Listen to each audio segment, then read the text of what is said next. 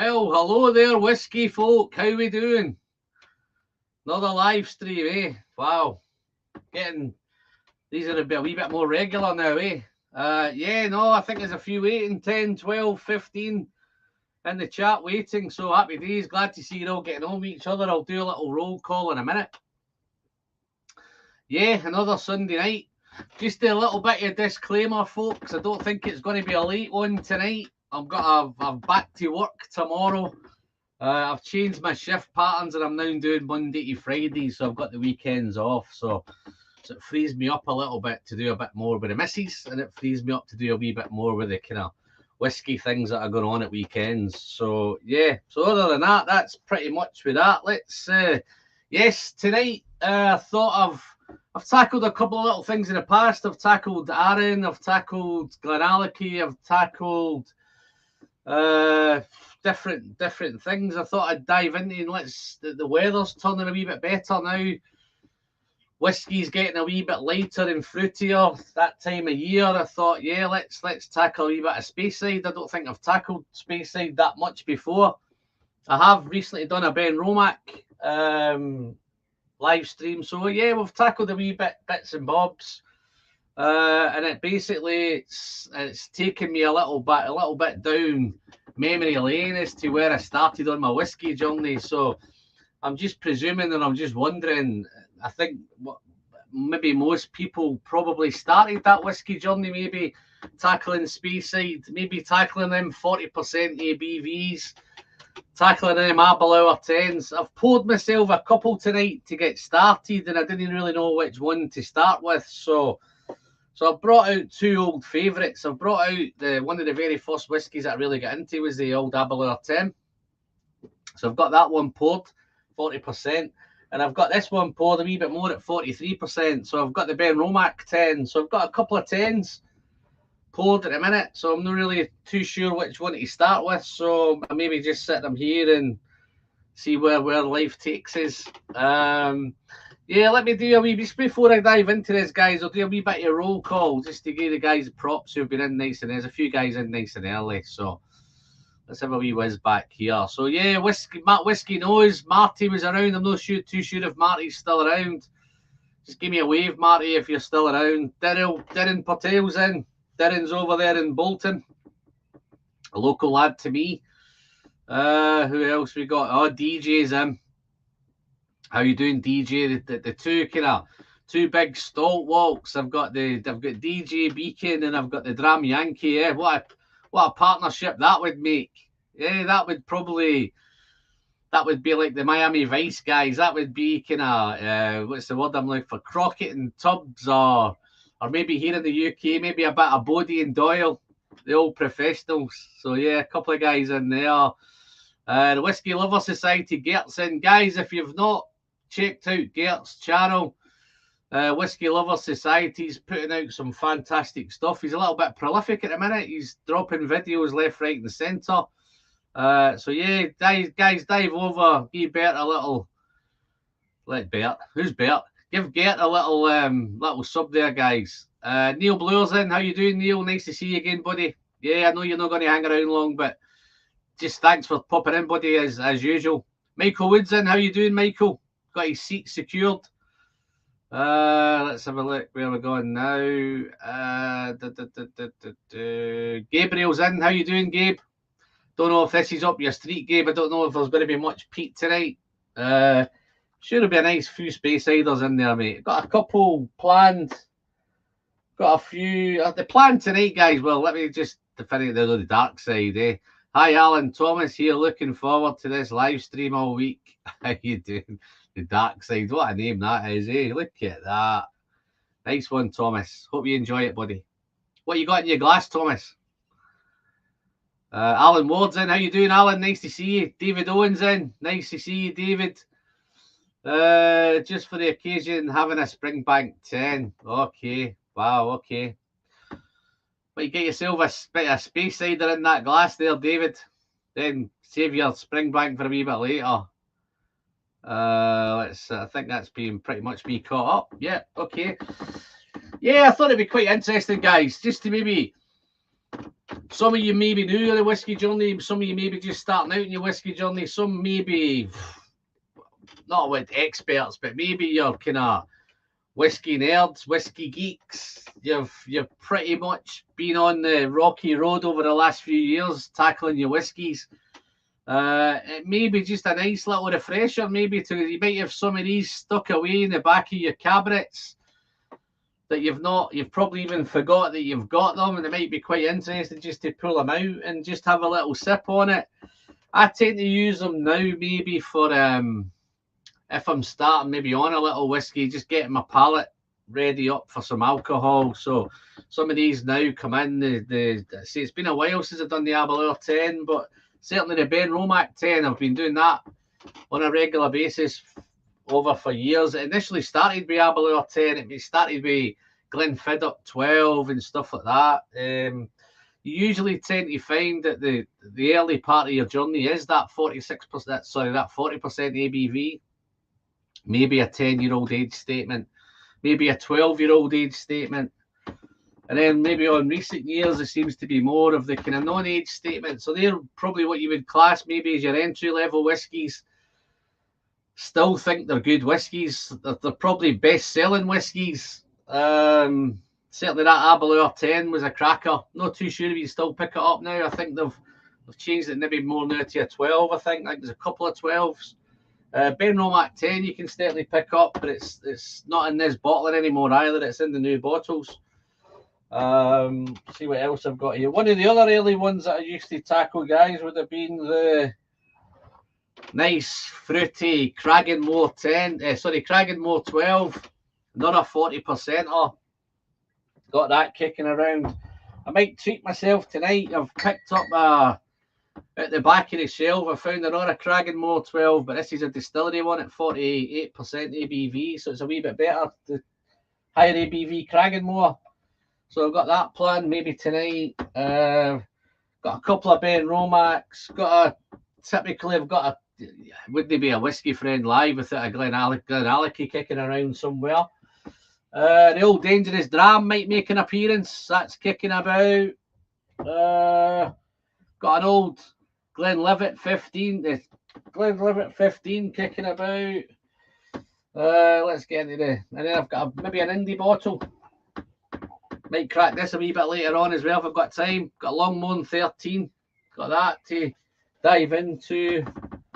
I've got a Glenmorangie handful. Got a Glenmorangie handful that I might tackle.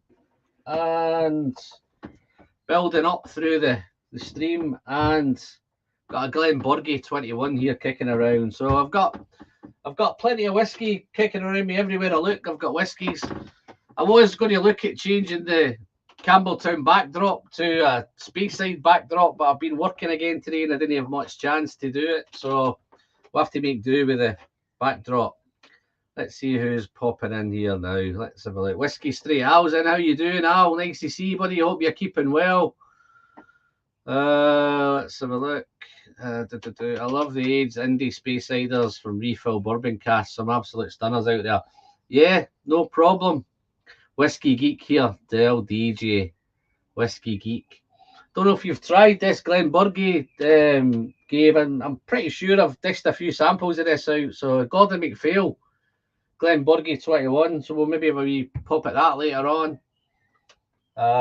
This Longmorn, I think I'm quite interested to crack. I've had this Longmorn for a wee while now, so I might take the chance of cracking that one open. Lemon meringue pie, toffee and demerara sugar, pineapple and almonds, buttered shortbread, long and pleasantly fruity. So that's, I think one of the things we can get with Speysiders, I think they are fruity, they're fresh, they're bright, they're fruity. I tend to find maybe they're more kind of summer whiskies. Don't get me wrong, guys. Once you come up into the higher ABVs and up into the cask strengths, there's some whopping Speysiders in there as well. But I think for me, I always think it's somewhere where you start. Whether you stay on Speyside or not, I'm not too sure. You might end up maybe heading over to the Campbelltown region. You may end up over into the Isla. You know, once the peat gets a grip, and it may be something there. But I think there's always room for some Speysiders on the shelf. Let's have a look what I'm catching. Papa Cusin, how you doing, Jerry? Nice to see you, buddy. No Rolex, no sex. There you go, mate. A few dropping in at the minute. Just let us know what you've all got in your glasses, guys. What you're drinking. I'm going to have a wee sip of this Aberlour 10 at the minute. Been a while. Hello, old friend.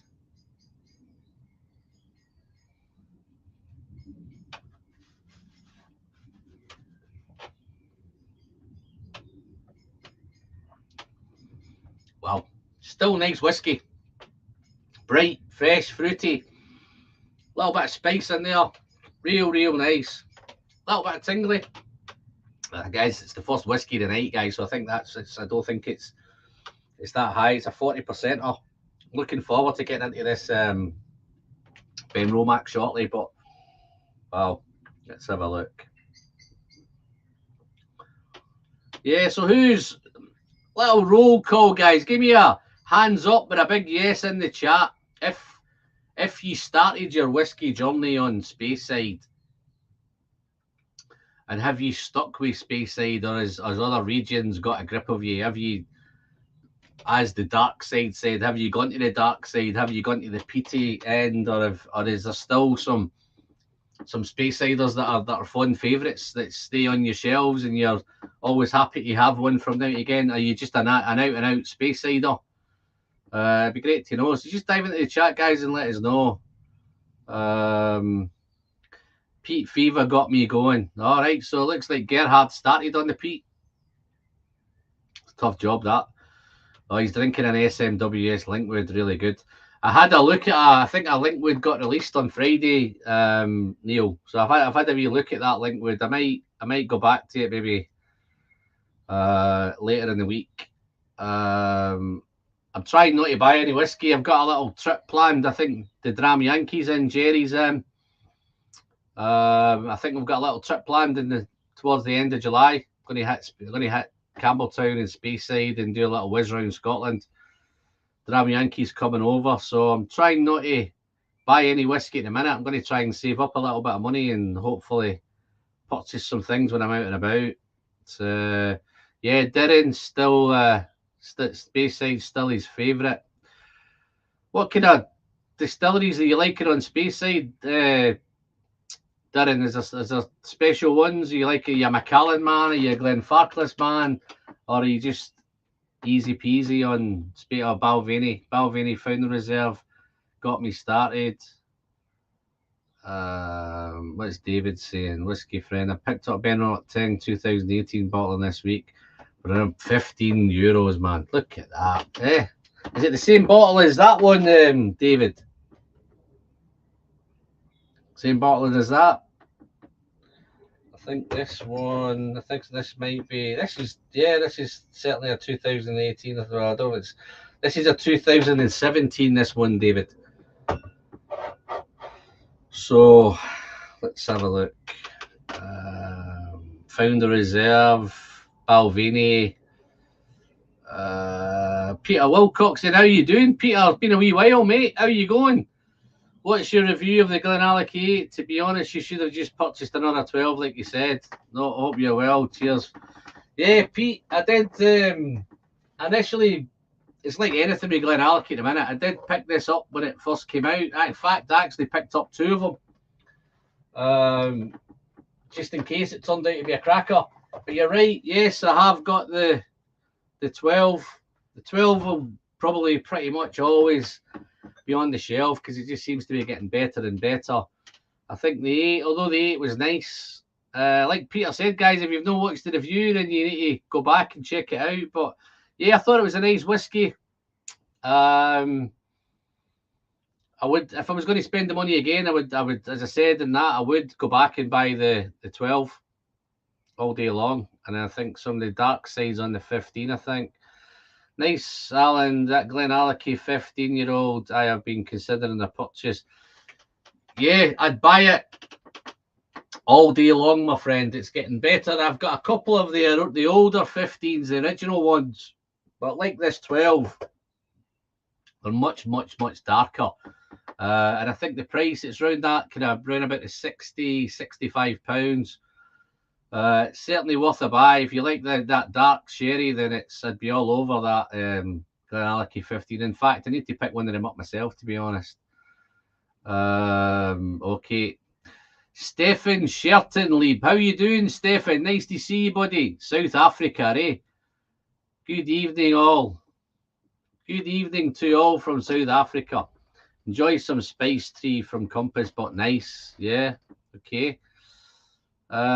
David's saying that the Glenlivet 12 was my first single malt. Yeah, for me it was pretty sure it was the Aberlour 10 maybe, Glenfiddich 12, Glenfarclas 12 was a definite in the beginning there.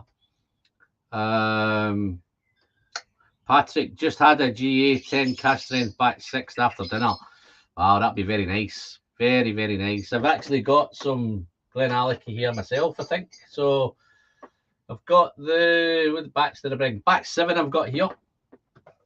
In fact, I do actually have in my little batch 6 is in my little do, so I've got 6 and 7 here.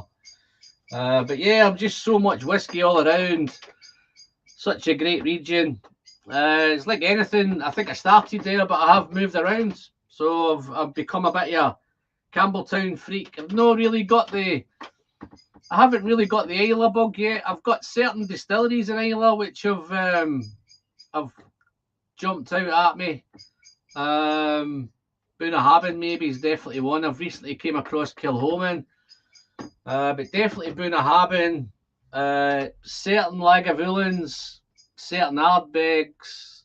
But yeah, I don't think I've quite got the Islay grip yet. Whiskey Noses, and how you doing, Marty? I'm a whatever you're pouring, man. Well, as I say, I've got a couple here, Marty, and I might try and do a wee bit more. I was feeling a wee bit peaky earlier on. I was in two minds whether to do the live stream, but I thought the show must go on, so hopefully this whiskey might help me out. I might not maybe sip as much as I usually would sip. I've got plenty of water here. I've just had a little glass of milk just to keep me nice and keep my stomach turning over. What we got here? I'm not even going to attempt that, but I'll just put bzzz. Controversy time. The first one to enable me to get a deeper dive was a Macallan 12. Triple does things. What did this offer as a new nuances and subtleties packed and refined?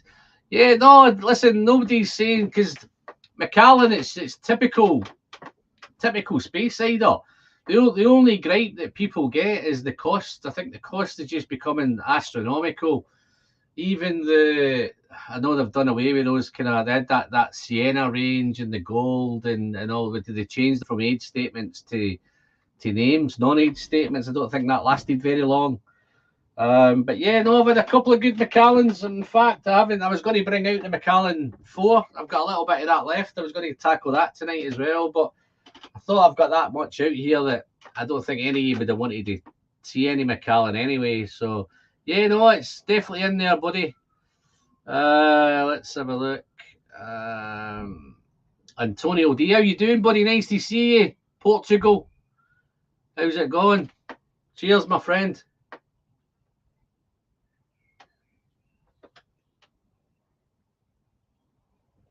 He's on a Glencadam 15. That's definitely an easy one for you. That kind of summery, warm weather pour. Dead easy to transfer over, because obviously that Speyside and the Highlands, there's pretty much they're all in the same kind of vicinity. So that Glencadam would definitely easily be a crossover. I think any of them Glencadam's such a fruity, summery, light, bright, fresh, wonderful whiskies. And that may be the next level, because I think Glencadam now are jumping up to the 46% ABVs. Oh yeah, it's the same bottle. David's got the same bottle as me. Yeah, this is definitely a 17. I think they changed it around about, maybe I'd maybe say 2019, 2020, maybe they changed the bottling. Okay. Jerry, Papa Q, Jerry, he's on it was a Red Best 12, got him. Wow, okay. Jerry likes the Irish. Probably got on well with Whiskey Straight Al. Yeah, the Glenallachie 12 is getting thicker and thicker these days. The 15's no exception. That'll be exactly the same. Got John Cookin. How you doing, John? Look a wee bit like Piers Brosnan there, mate.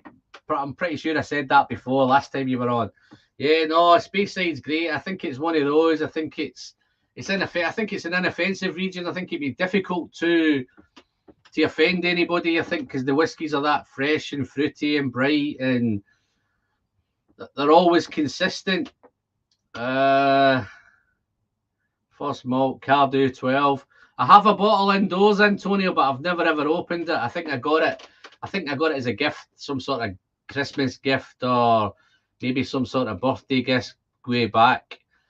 Wow, there's a blast for the past. How you doing, Mr. Davidson? How you doing, Stephen? Nice to see you, buddy. What you sipping on, Stephen? Been a while, my friend. What bottlings from Deanston do you have? I've got the 12, the 18. I've got a special Deanston Distillery. Got one of those. I think I tend to find maybe a wee bit of Virgin Oak lying around as well. So yeah, so the Deanston, I tend to do quite okay with the kind of that entry level Deanstons. You know, the kind of the 12, the 18, the Virgin Oak. I've not done too much more. I have tried a few special bottlings. I think I've done a 21 Palo Cortado sample that was very generously sent. But yeah, Deanston's another great distillery. Not one of those Highland ones, but it could easily be very nice. Peter's sipping on a Glen Talkers, eh? Wow. Glen Talkers 9 from Indie Bottler Carnmore. Yeah, nice. Let's catch up a wee bit of this. Oh yeah, Peter, do not get the Kentucky cask. It's horrible. I think you can pick that up here. I think I've seen it advertised somewhere for about £12, I think. So I don't know what's going on with that one with Deanston. I think it may be one too. I've never actually dived in and bought a bottle, but it keeps coming up and every now and again on Amazon. Yeah, Peter's right. I don't know either, Peter, why they brought it out, mate.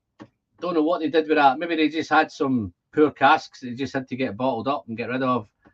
Michael Wood is after your review. I picked up Glen Scotia 2022 8-year-old release. Thanks. Good recommend on 11-year-old Ardmore Oloroso 56 James Eady. Yeah, I've had a wee look at a couple of James Eady bottles in the past. I've never actually went out and bought one. North Star Ben Rennes, so a nice little Speyside going on there. Good spirits company, very distillate forward, and yeah, it'll be typical Speysiders, Stephen. They're all nice and fruity. Is that a higher ABV one? That though, is that a 50 plus ABV? Deanston 18. Yeah, Peter, one of them that I can usually pick up on offer here quite a lot is the Deanston 18. Should I get a bottle of DJ? I've not had a bottle for years. Used to love it. I think that may be a conversation that I've missed there back a bit. But yeah. So yeah, no, that's a great start to the night, guys. That kind of Aberlour 10. So I'm just going to polish this one off.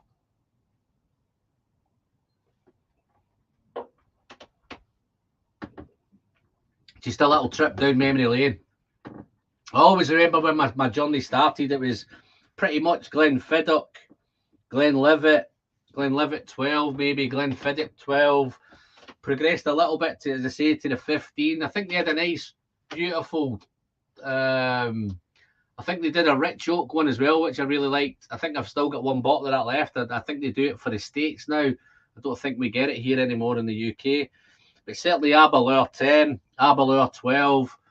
There's two Aberlour 12s. You've got that 40% ABV one, and there's a nice 48% one. So, and then obviously I think the next, as you progress, and I think another interesting fact, guys, is do you stick with that distillery? Is there a Speyside distillery that you've started off on your 40% ABVs, and then through time you've gradually went up with them, maybe into 46, maybe an indie bottling, maybe cask strength, maybe the Aberlour out, you've the Aberlour 10, maybe you've done the 40%, or then you've picked up the 12 and you've moved on again then to the 48%.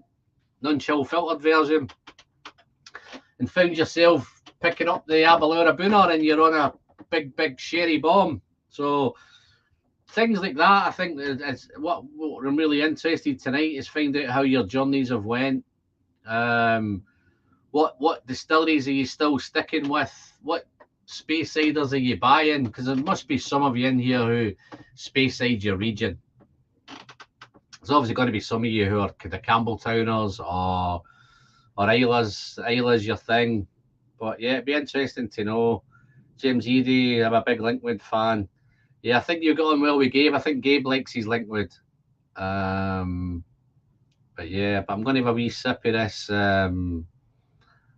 I think Peter likes it as well. Now you're talking. James Eady are my favourite indie bottlers. You need to try some of their offerings. Yeah, no, it's Peter. There's just so much whiskey out there, man. I think the indie bottling's probably because of the channel. I don't know if there's that much of a. You guys might be able to tell me. I don't know if there's that much of a demand for me to review indie bottles because they tend to be maybe small batch or they're limited numbers. Don't get me wrong, I've picked up quite a few indie bottles. In fact, the wall I had before it had a whole section of indie bottles up top. I quite like the old malt casks. I quite like a lot of the old particulars. Some of the old school ones, and I know there's that many. I think Gabe is into his Chalton whiskey one. So there's James Eady's another one that's out there, but there's so many. Even the Gordon and MacPhail, Bergie 21 here. Gordon MacPhail do a lot of kind of great bottles. I just love them to be a wee bit higher ABVs, but that's the Dram Yankees back. I take it you lost again then, Jerry. Did you lose again? You get out in the first round. Linkwood.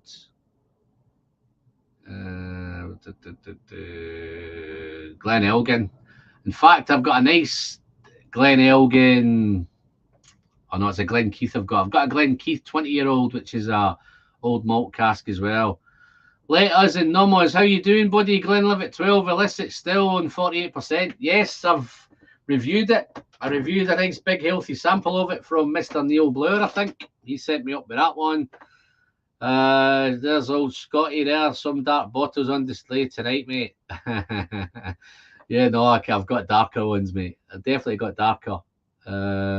You've got all the dark bottles anyway. Darren likes the signatory releases. Great. Definitely signatory's another one of them.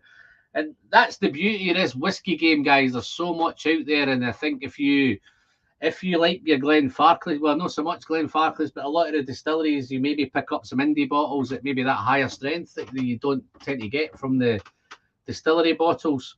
So, yeah, Balvini's another one. Yeah, Balvini was one that I kind of drifted off. Started definitely on the... I always remember the 12 Doublewood was definitely my Balvini go-to at one point. Definitely dived all over that. But and gradually, as you progress, you go through those 40%ers, chill filtered, coloured, you know, that kind of 30 to 40 pound, well, even 20 to 40 pound price bracket. But then as your journey moves on and you want to move on with it, so then the ABVs come up that slightly higher to 43s to 46s. Price points go a little bit with it. Age statements maybe go a little bit higher, but it's crazy times at the minute. The age statements now are coming in at crazy prices. I think whiskey's just gone down that crazy price road at the minute. He's got the dreaded. Oh, look, here we go. No, wish that was the case. I'm quarantining. I've got the vid. Oh yeah, okay. Nice. Hope you're feeling well, Jerry. Get well soon, buddy. Craig Ellicky 13. Yeah, I'll come. I'm going to come on to the Craig Ellicky guys because I think the whole Speyside thing is, I think, where people start is they start on the 10s, the 12s, the 40%ers, and then once you feel a wee bit more confident and it's you've got the bug now, you've got the taste of it, you just want to be challenged a little bit more now, then you would tend to hit the 46ers. And I think that's where maybe now I think some of the younger distilleries have come in. I think the Deanston's certainly come into that range, 46 and above.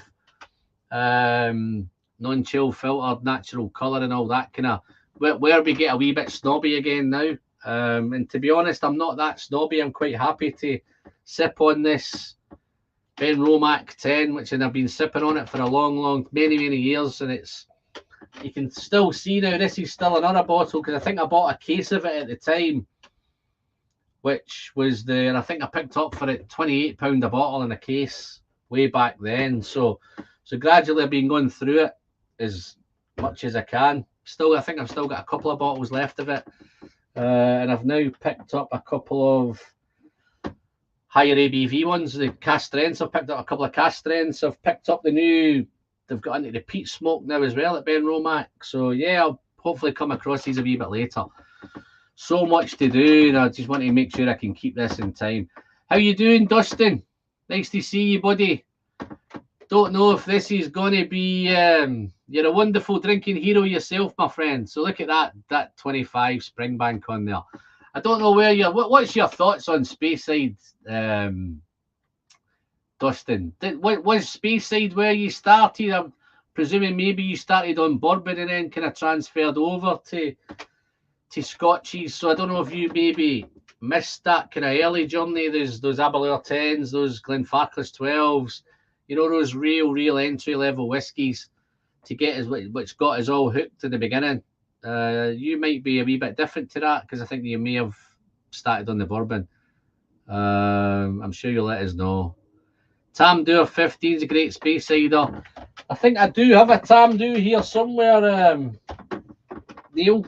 Don't think it's your 15 though. Yeah, I've got a Tamdur 10, I think. So yeah, I've got this one. Quite enjoying it. I think I got a deal on this. I think I got it at a decent price. Don't think I paid too much for it. I think that's one of the problems now with Tamdur, I think it's getting that wee bit expensive. I don't know what your 15 comes in at now. I'm presuming that might be even as much as maybe 60, 70 pounds for that 15. But yeah, I think I picked this up for around about the £30 mark, which I think was a great price. Again, it's 40% ABV, but it's sherry casks, so all good on that one. Let's have a wee sip of this.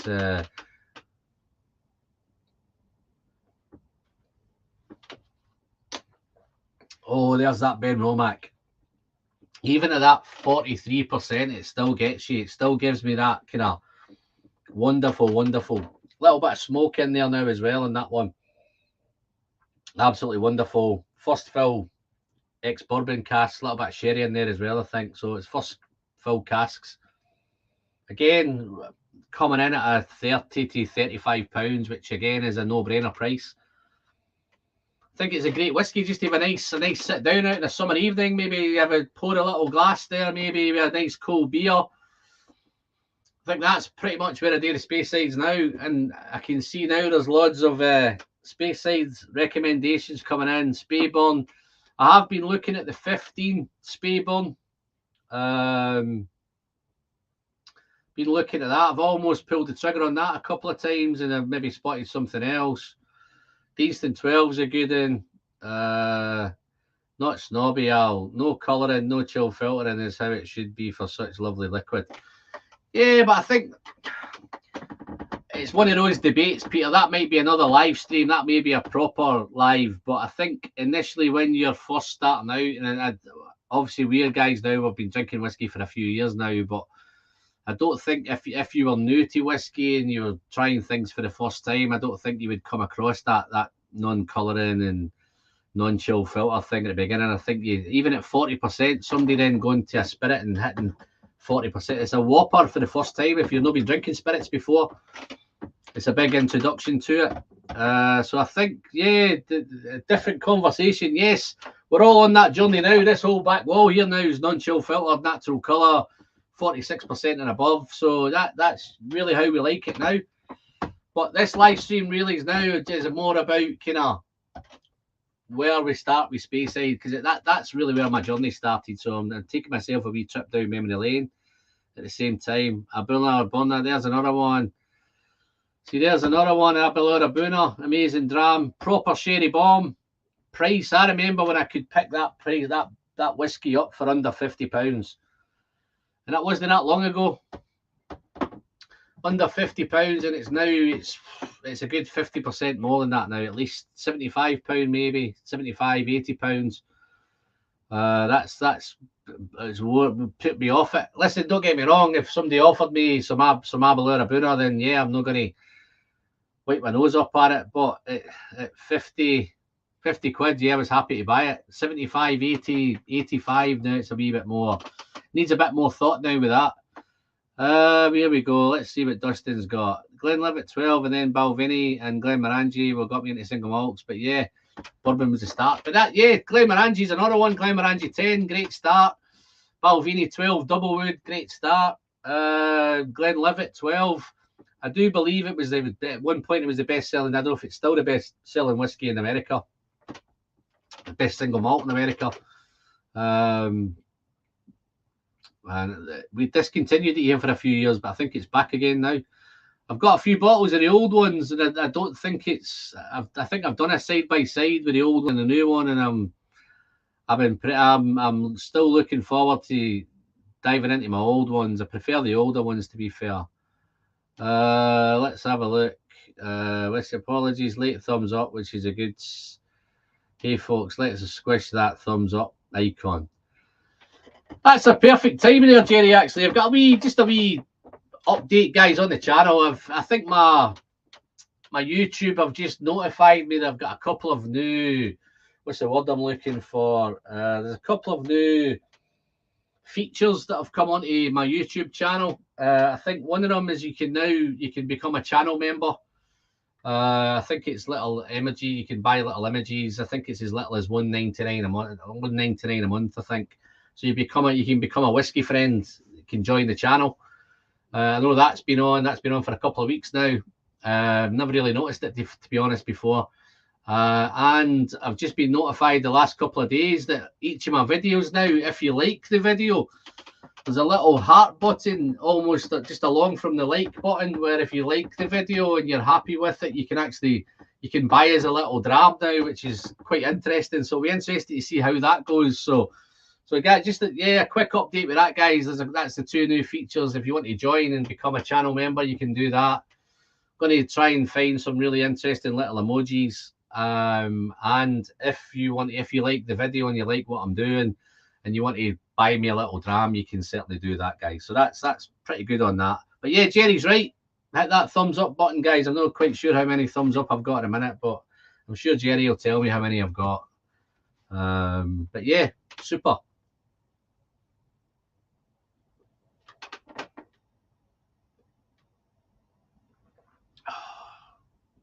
You see how easy that goes down, guys. That Ben Romac is just so nice. Where am I going to go now, folks? We'll do a Tamdhu 10, or we'll do the Dangerous Dram. Where am I going to go next? Yeah, I think Justin likes the older 12. Here we go. Here's one. It was my wife that got me my first what I call tasty whiskey, and started my journey into whiskey. No Spade either, sorry. Hibiki Harmony. Okay, nice. Yeah. The cheeky drop was nice. And then I've got, how you doing? Oh, well done, Alan. I've got Alan. Well done, buddy. Got a fly. Maybe my first member, Al. I might need to remember that, buddy. Well done, buddy. Thank you very much. What are we looking at here? Rican Haddocks. How you doing, buddy? Nice to see you again. All bit late to the show. Good to see you went with a Speyside backdrop again, Alan. Yeah, no, I think you missed it. I was planning to do a backdrop. But as I say, I was working today and I've had a tough day at work today, so I didn't really have that much time. I came in and got my head down for a couple of hours, and as I say, I wasn't feeling too well at the minute. But yeah, I think if you looked at the last couple of videos, I think I've just changed it to this. But I think I did have a real nice big Speyside backdrop on before. But yeah, thanks for noticing. Let's have a look. Glenlivet's really good too. Love the Nadura range. Yeah, that's where you get into the higher ABVs now, the cask strengths. Fantastic. Whiskey Lover Society, thank you much. Thank you very much there, Gerhard. Very generous, my friend. It's nice wee super sticker there. Guys, again, if you've just joined in the chat, you've no dived onto Gerhard's channel, then dive over, guys. Give him a quick sub. He's putting out some fantastic stuff there. Love the Tamdu batch strength. One thing I should try the 15. Oh, why not, man? Get into that Speysiders. He's asked me if I've opened it. Have you opened that beautiful RN24 yet? What do you think, Peter? I've opened so much stuff up lately. I've definitely not got to that RN1 yet. That might be getting saved for a special day, that, Peter. It's a nice, well, I've not even had a sample of it yet, but it looks so tasty, man. I have to thank Gabe for that, man. Gabe, you know, he dived into my wallet, he put it on, and I had to pick myself one up. So it wasn't the cheapest whiskey in the world, but it's probably the most expensive one I've bought in recent times. That Aaron. So yeah, don't worry, Peter. It'll get smashed at some point, mate. I'm just not too sure when. Let's have a look. So that golden glass is confusing, and I fed up the video. I've up the video, so filmed it like 4 times. Oh, I missed one here. Let's see what they're talking about here. Yeah, it's that. Yeah, I think I get what you mean, Dustin. The man with the golden glass, Palacatado, they are so big for me. No, that was awesome, man. Wonderful. I think I know what Dustin's saying. Dustin, I did the same thing, mate. I think I filmed it 5 or 6 times, but it wasn't confusing. I was just enjoying it that much that I ended up refilming it just for the sake of refilming it. I think I sat in here for a good 2 hours with it filming. I think I was doing 10, 15-minute videos, and you can imagine 2.5 hours later, I'm still. I think I got there in the end. I had to patch together bits from all 4 videos, so real cool. But that's a fantastic. I'm loving the Palacatado. See, I had a real nice Deanston Palacatado. No, Gabe, you're right, mate. I couldn't resist that monster, mate. I have been looking at it again on auction. I've seen a couple more on auction, and I've almost bit the bullet again. But no, that definitely that Deanston that they're talking about, the man with the golden glass, that is definitely that's probably one of my favourite 12s ever. That Aaron, fantastic.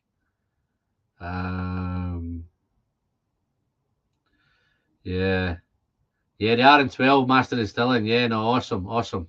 In fact, I wish I'd have brought some out now. You've got me in the mood for some of that now, but but yeah, let's where are we going next? Let's get ready of that. So where are we going, guys? Glenfarclas 12, or am I going for the Tamdu? Or am I opening the Cragganmore 48%? Well, I'll have a little, give a wee chance to think about that in the chat. I'm going to try and build this up, guys. I think the next stage is taking up to the next level of Speyside, so it's 46s. You know, some of the, the Glenfarclas 15 at 46. I know they still do a lot of Glenfarclas at 43%, which may infuriate a few. Well, you are discussing, guys. I'm just going to have a quick nip of the Aaron. I've got an Aaron in the brain now. The Dangerous Dram.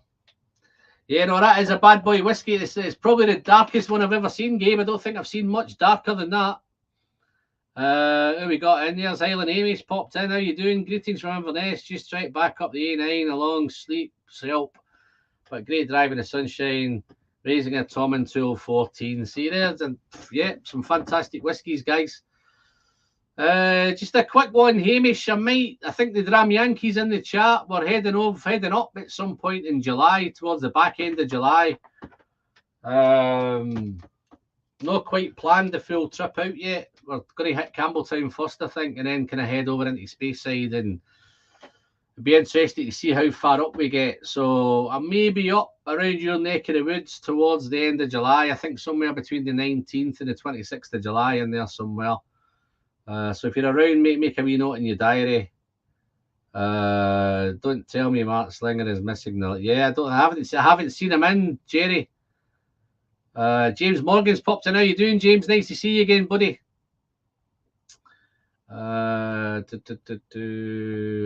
And what we got here? I'm trying to keep up with these. We're all Perth 12 blend. Yeah, not sure if it's Highland or Speyside. I think it might be a Speysider, you know. I'm pretty sure it's something to do with Macallan, I think. How you doing, Neil? Get yourself a left sip if you're feeling under the weather, mate. Yeah, no, I think the whiskey's going to help me out, mate. Thank you very much, Neil. I'll toast a wee bit of this Dangerous Dram, Glenfarclas 12, and you're very, very thanks for that generous super chat, mate. Thank you very much.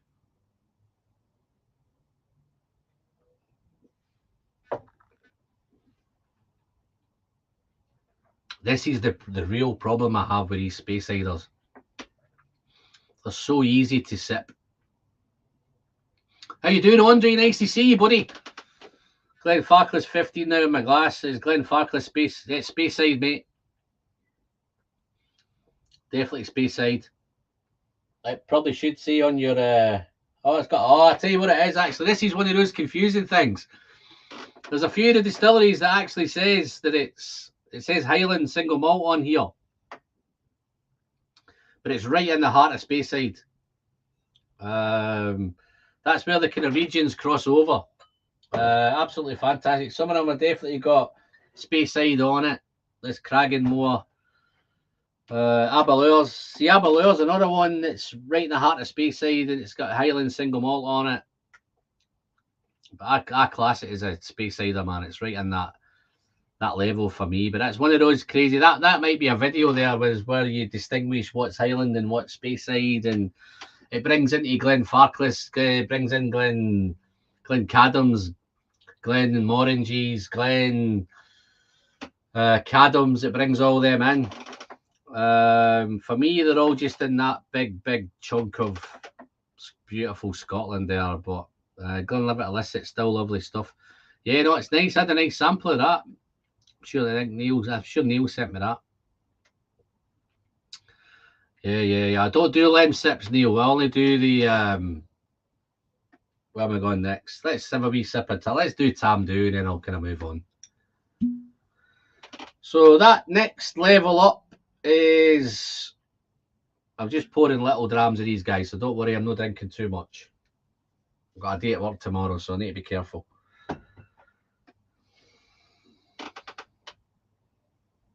Wow, they're all so bright and so fruity and fresh, but there's that little hint of spice in there. Yeah, no, I'll keep you posted. Keep me posted for end of July for sure. I can give you contacts for hotels, taxis, eateries. Definitely watering holes for all points around the north of Inverness. I'll tell you what, Hamish, I'm not too sure if you've got my email address. Let me see if I can pop something up here with my email address. Drop me your email, mate, and I'll certainly hook up an email with you. Let me see if I can find this here.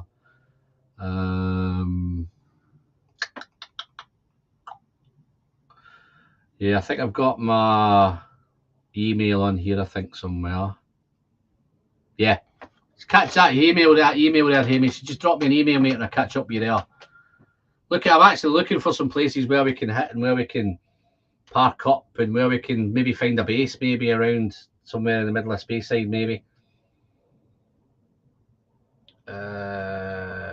Caribbean, guys, into the Caribbean cast now, man. Look at this, but kind of thin compared to the Glenallachie 12. And that's the thing. I think as our journey progresses, we're just looking for more. And I think that's what Peter was aiming at earlier, is the non-chill filtered gives you that wee bit more thicker mouthfeel.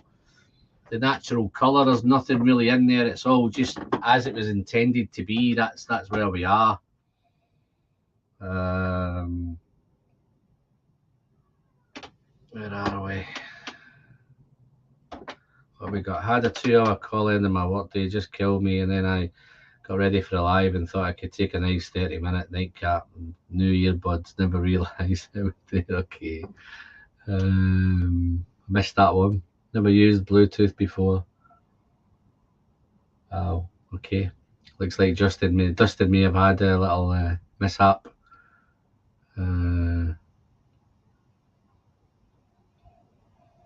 It looks like he missed his live. Yeah, wow. So Tam Do. Yeah, no, Tam Do is one of them. Glengoyne, Tam Do. It's just the price for me with Tam Do. It's fantastic stuff. Love the whiskey, and it just puts it into a price point where there's so much more out there. So much good stuff to get a hold of.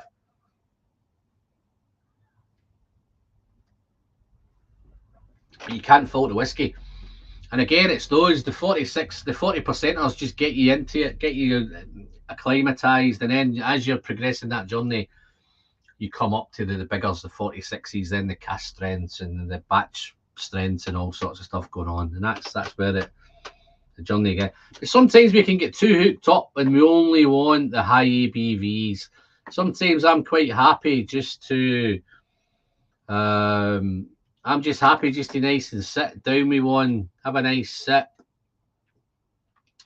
What about No Can Do? I've had 15, 18, 21. They're all great. Only 43, not expensive either. Yeah, no, there's so many out there, Andre. Honestly, I can never buy them all. I can never keep up with them all. And what I'm tending to do with them, and it's, I don't know if it's coming across, but I'm still relatively young in my whiskey journey. I've only really been drinking now maybe 5, 6 years now. And there's so much out there. What I tend to do is buy into a distillery, and this is one of the questions I want to put out to you guys. Is that how you do it? Like, I'm all over Glenallachie at the minute. Well, I got hooked on Campbelltown. I certainly got hooked on Kilkerran before I got hooked on Springbank. And I think I got led into Springbank through Kilkerran. So that was really how my journey came along.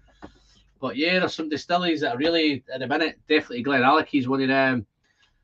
Campbelltown, it's any of the three on Campbelltown. I'm all over all of them. See, there's where we're going with this, these Tam Do's. Agree on the Tam Do, 140 for an 18. It's just too expensive, guys. Just for you, poured myself a Glenlivet 12 illicit. No, it's very nice. Honestly, it's really, really nice whiskey. I thoroughly enjoyed it. I think I reviewed it well, to be fair. I think it might be the only Glenlivet that I've done on, the only Glenlivet I've reviewed on the channel. But yeah, but this Tam Do is lovely, real nice. But yes, it's the entry. It's that 40%. So I'm just getting myself ready now, just to pop one up a wee bit higher now. So I'm going up to the slightly higher ABVs now.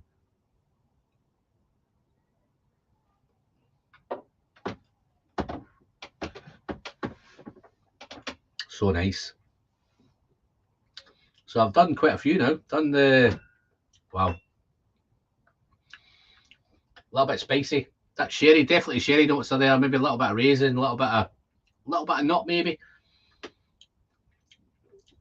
Are these complex? I don't think. I think if whiskey at that level was too complex, I don't think people would hang around by it. I think they would maybe get put off. I think it's those subtle nuances where it's just giving you little bits of notes that give you little things to look out for. Those initial sherry notes, those refill bourbon notes, those kind of vanillas and toffees.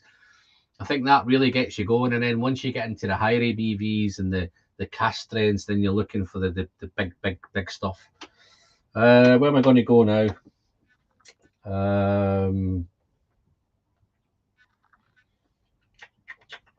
Let's do the Bergie. I'm going to do the Bergie 21. Let's get a fresh glass for that one.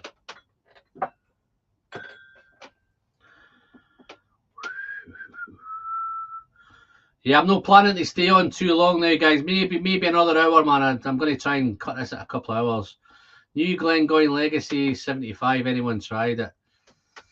I gave it a miss, Neil. I only really got into the first one. I think I had a try of the second one at the distillery. I had it as part of the tasting. and I was glad that I never bought it. I think if you're a bourbon lover, then I think the Legacy 2 you'll enjoy it. I prefer the Legacy 1 because it was more sherry. I think the Glengoyne Legacy 2 is a wee bit more bourbon cask, but I'm not too sure what the new. I haven't even checked out the new batch 3. I think it's the final one as well. It's the last one in the series of that. So wow, this is super, super light in colour, this. Not too sure. I don't think Gordon MacPhail colour anyway. I think there's a chance it might be chill filtered, but yeah, this is 43%. And I think it's a wee bit criminal that 21-year-old whiskey is ending up at 43% ABV. I'm not a fan of that either, but I got such a good deal on this one, and I just want you hadn't tried anything from Bergie either, so wow. This is so apples, pears, lemons, citrus. This is one real bright whiskey. This is definitely down that Glencadam road. Really, really bright, fresh, fruity, so fruity. But wow, lovely, lovely, lovely stuff. What is it saying? 43% ABV. Yeah, no, this is all fruit. It's all apples, pears, raisins, lots of berries, citrus, little bit of spice in there as well, but real nice on the nose, man. Won't buy the chapter. Let's have a look. Won't buy the chapter, just down the price. I paid 45 for chapter 1. Yeah, no, prices again, I think it's 75. So if you went from 45 and down to 75 for it just shows you the hike that they're diving all over us. They're really taking the piss. I think Glengoyne is, pardon my words, but I think they're kind of pushing their luck a little bit. And don't get me wrong, it's a fantastic distillery. But yeah, you're right, Peter. I think we got what you meant, mate. It's too much money. But this is lovely. Let's have a wee sip of this Glenbergie.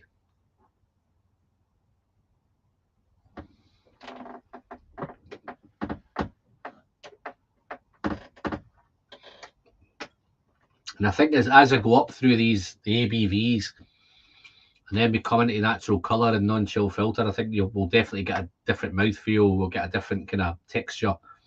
These are just beautiful, lightweight, summer, warm weather whiskies. You can quite easily sit out and have a beer and a little sip of this. No problem whatsoever. Got a little bit there spicier there on there. But lots of berries, some stewed raisins. Wow. Maybe a wee bit of nut there as well. But yeah, so nice.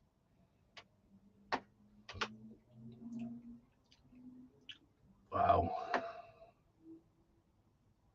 Baltimore, look at all these bottles coming up. Baltimore, the Foggy Moss 12 is great, 46. Yeah, I'm going to head in. I've just hit the first hour now, guys, so I'm going to head into the 46s. Wow.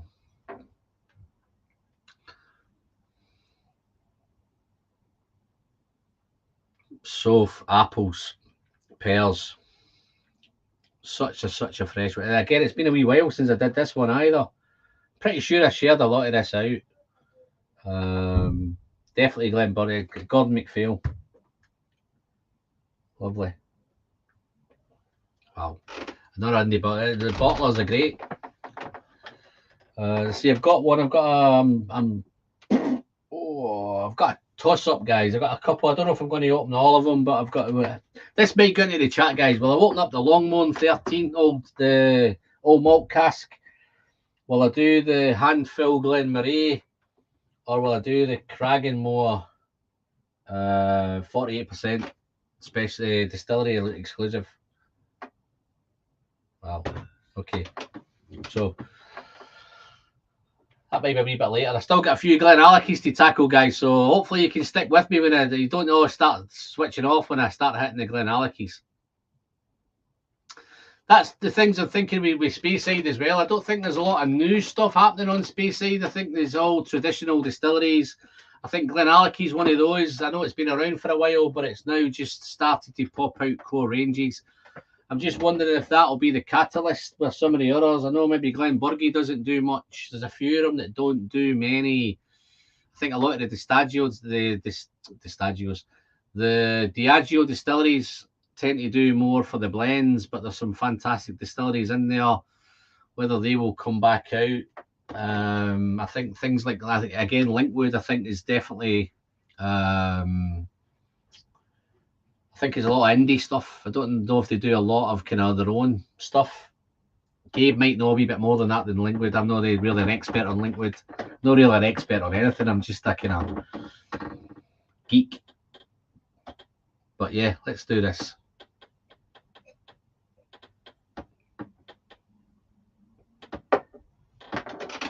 So yeah, but then we went from those entry levels, the 40%ers, maybe a wee bit of 43 if you were lucky.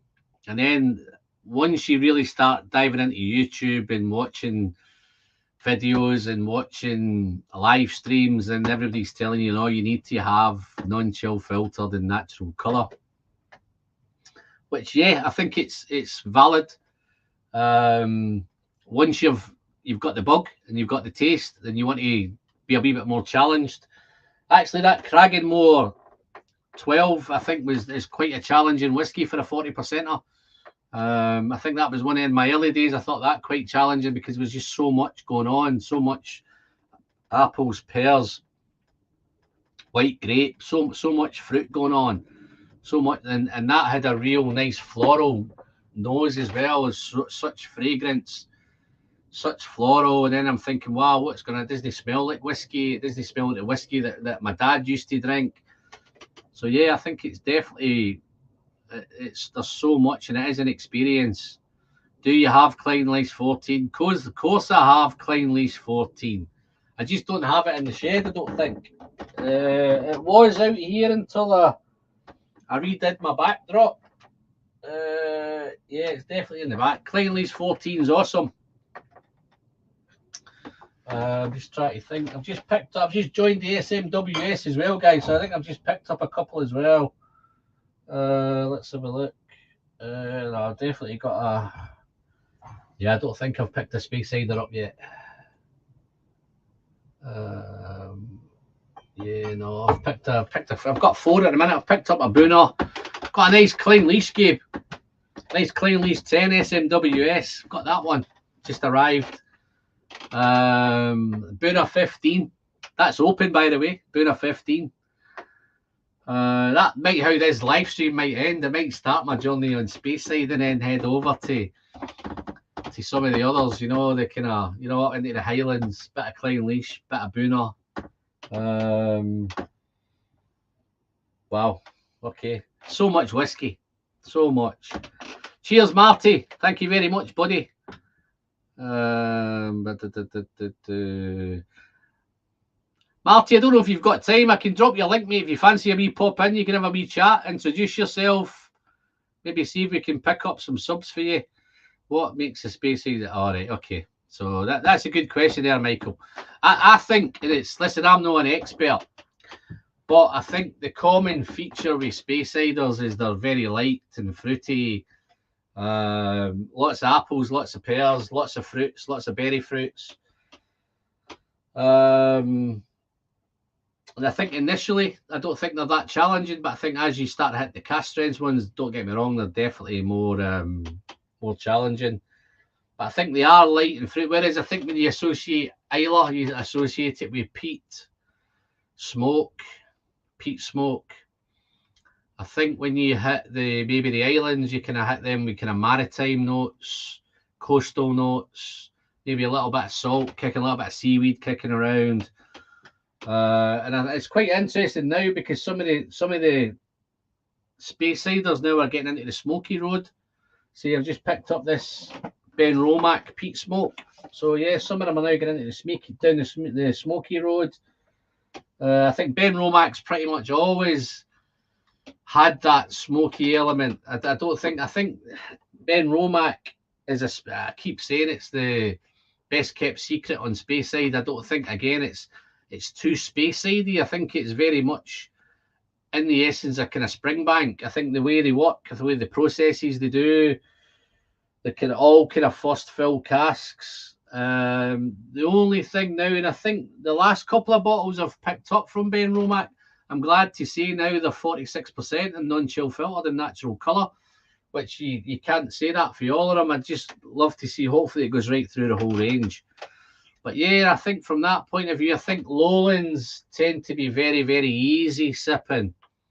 Nothing too complex in the Lowlands, but certainly the islands are that kind of coastal, Campbelltown's coastal, maritime, and Isla. I think they're pretty much Highland again are a wee bit more. I think Highland and Speyside are on the same sort of wavelength. But I think there is a subtle difference between those Highlanders. I think the Highlanders are that wee bit more kind of earthy, wee bit more kind of. They tend to be more driven by sherry Olorosos and PXs and all that kind of jargon. Let's have a look. I don't know if Marty said he could come in. Did Marty say he wanted to come in? Did I miss you there, Marty? Did you say you wanted to come in? I don't know, but let's have a look.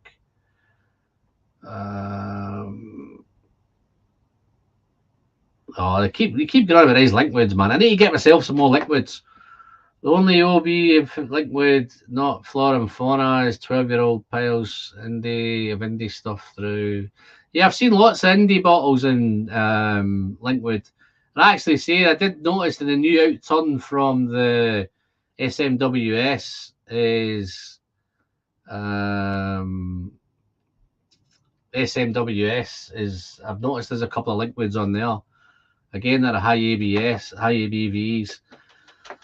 There's the man. How you doing, Greg? Nice to see you, buddy. Nice for popping in. I hope all is well with you and your family. Loving the Kilkerran and Springbank in the background. Hope to get a Tamdhu 15 for my store I frequent soon.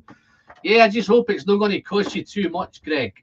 I think that's the only thing I can find with the money.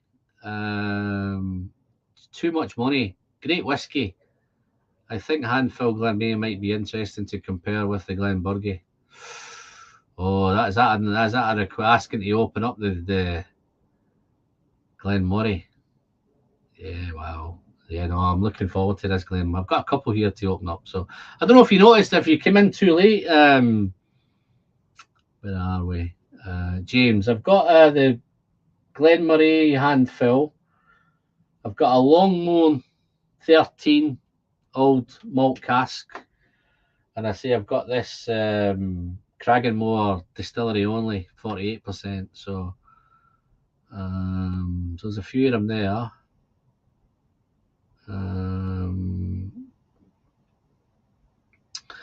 Alan, can you tell us where to find Whiskey Friend hats and Glens and all? That, you know, that email that this little ticker I've got along the bottom, Marty. If you drop me an email to that email address, I can let everybody know. The only reason I'm doing it through email is I haven't set up a website. I just haven't got enough time to run a website. I've been doing all the coins and glasses and all that stuff through PayPal. I've been doing it through, if you're here in the UK, I've been doing it. If it's easier to do it through a bank transfer, I've been doing it that way. But if you contact me on email, and the issue I have maybe is the shipping. So if I find out where you are, then I can do your price for shipping and cost and all that stuff. Shipping's a real pain in my life, man. It's really, it has a big impact on the price of things, is the postage, and there's nothing I can do. I can't get around it. But yeah, if anybody wants to get any coins or any Glencairn glasses, got some nice Whiskey Friend Glencairns. Going pretty well, to be fair. I might have to order another batch, but let's get some water. But if you want any coins or anything like that, guys, just drop me an email to that email there.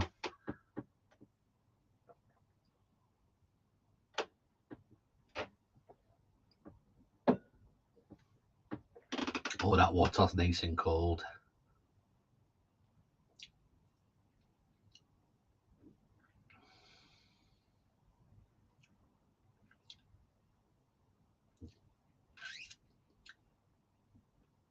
catching up in the chat.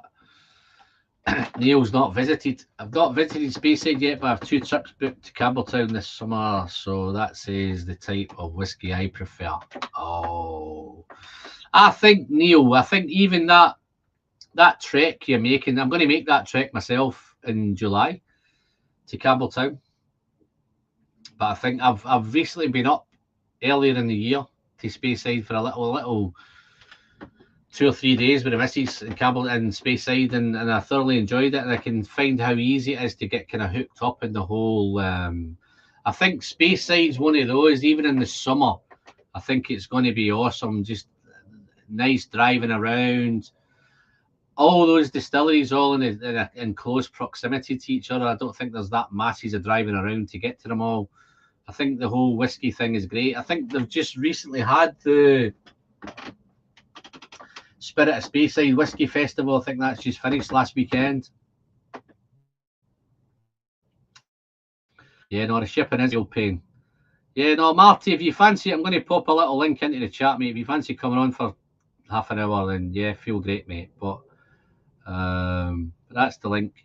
Anybody else fancies coming in and having a chat rather than me just kind of go on with myself for the next 50 minutes, then yeah, feel free. Yeah, guys that want to come in and have a chat.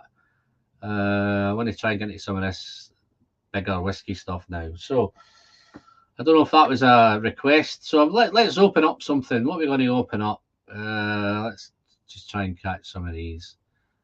Yeah. There you go. Forget price. Shipping is the real pain in the butt too. Packing material boxes, saying it isn't illegal at the store. I get it. No, it's tough job, man. Touch wood. I've pretty much got every. I think there's only 2 parcels that never got through. I think one went to Canada. Lost that one in Canada, and I sent another one to Drew Lane in Tucson, Arizona.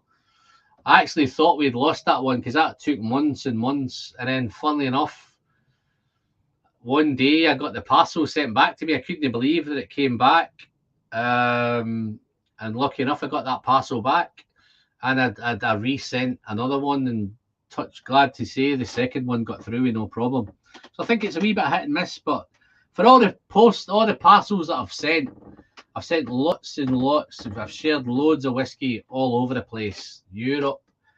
I've even sent stuff to New Zealand, which has managed to get through there as well. I've sent stuff to Canada. A couple of ones I've got through. I've sent a nice big parcel to Food Quig, and that got through okay.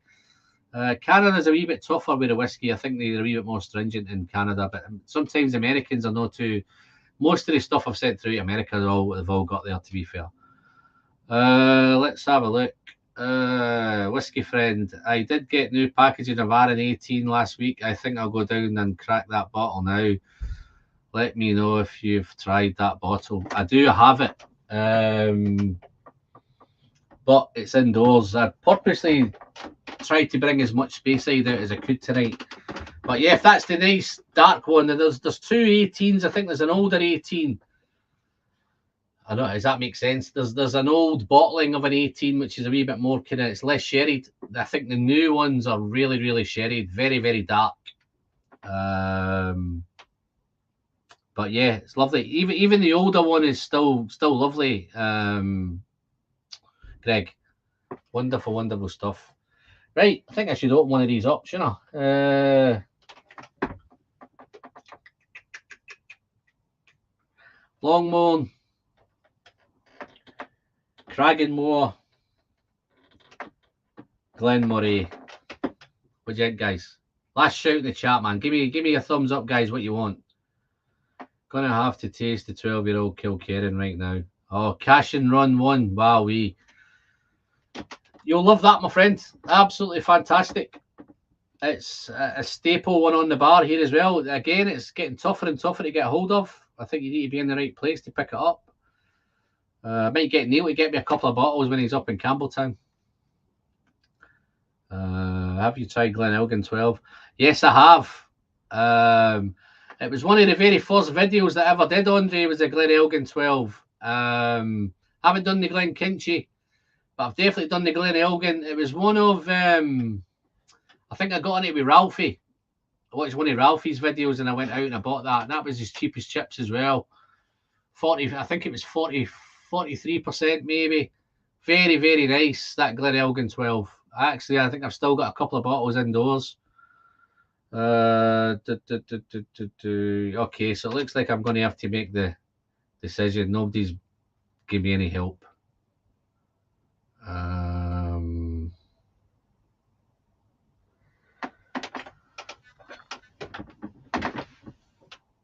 Let's do the... I'm really intrigued with this. I'm going to do the Cragganmore. Let's do the Cragganmore. Really intrigued to see what it does at the higher ABV.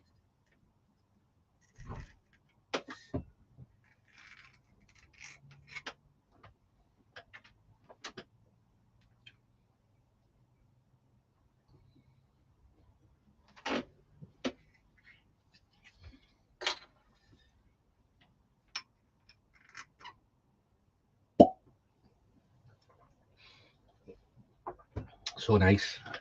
Wow.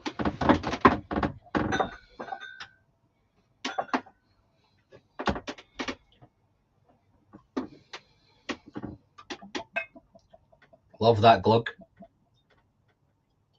So what's it saying in this one? Limited edition.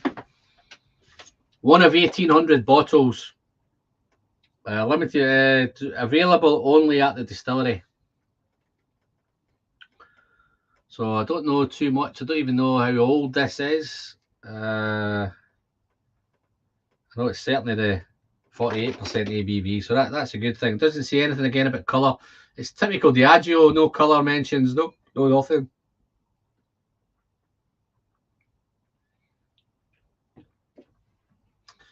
But yeah, I can certainly get a whiff of that now already. It's so fresh. Again, wonderful colour. Let me get rid of that. But yeah. It just reminded me there, I forgot to bring that Glen Elgin 12 out. I should have brought that one out. Wow, that is...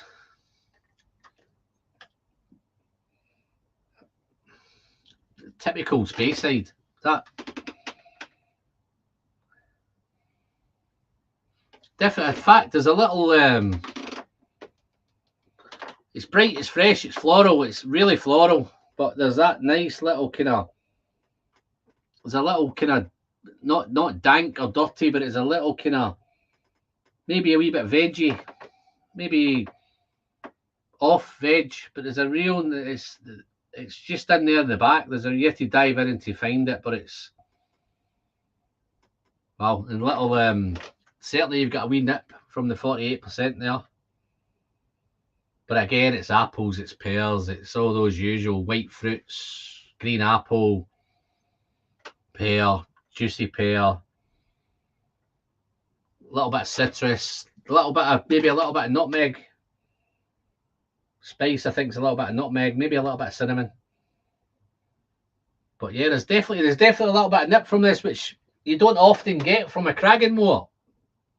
I've just recently as well picked up the, I think it was the 2021 special release from Cragganmore, the special release 12, the cask strength 12, but I forgot to bring that out as well, just in case I opened it, man. I didn't want to open too many up, but yeah, this is definitely Speyside. You would know it's a Speyside when you drink it, or you nose it. Let's see what it tastes like.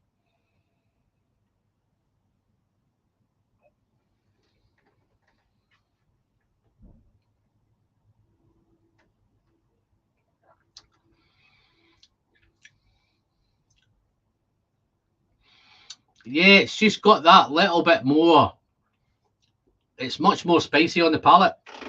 Definitely spicier. It's not as...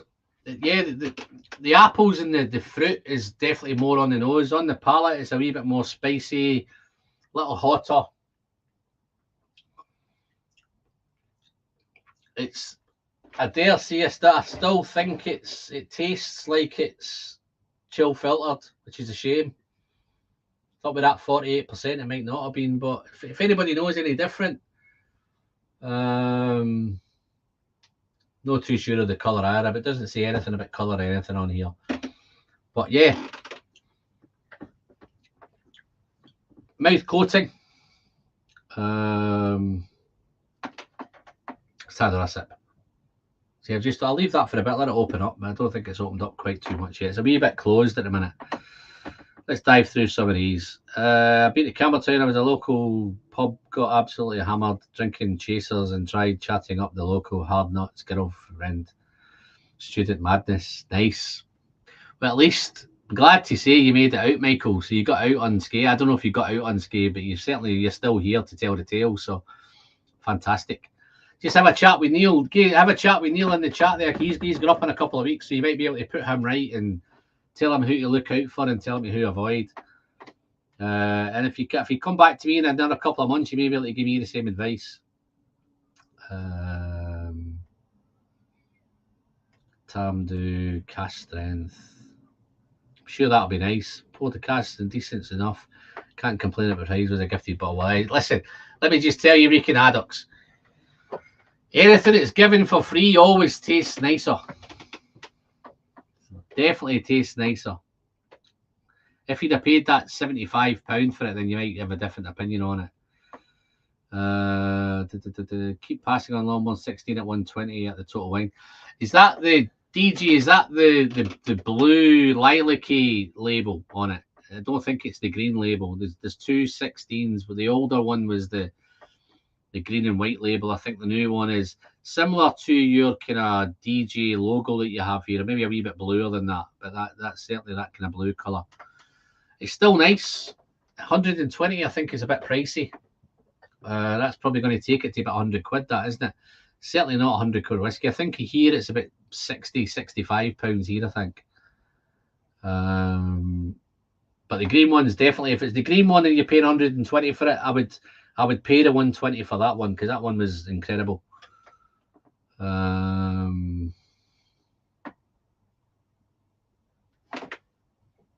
Elgin 14, worth a look.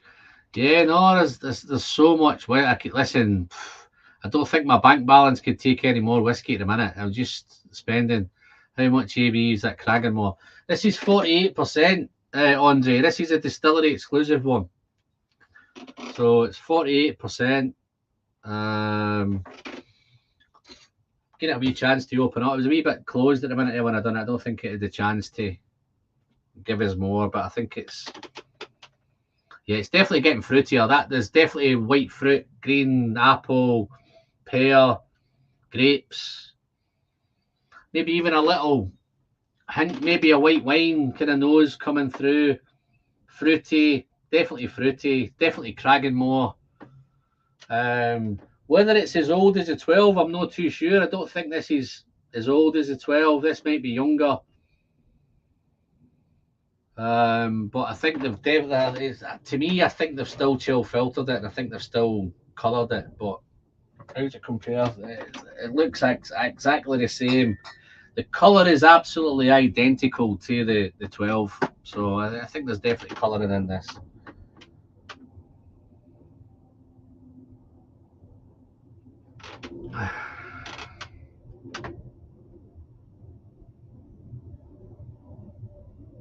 Glug. Yeah, no, I love the glug. The new Aaron bottles don't get you the glug. That's the disappointing thing from then.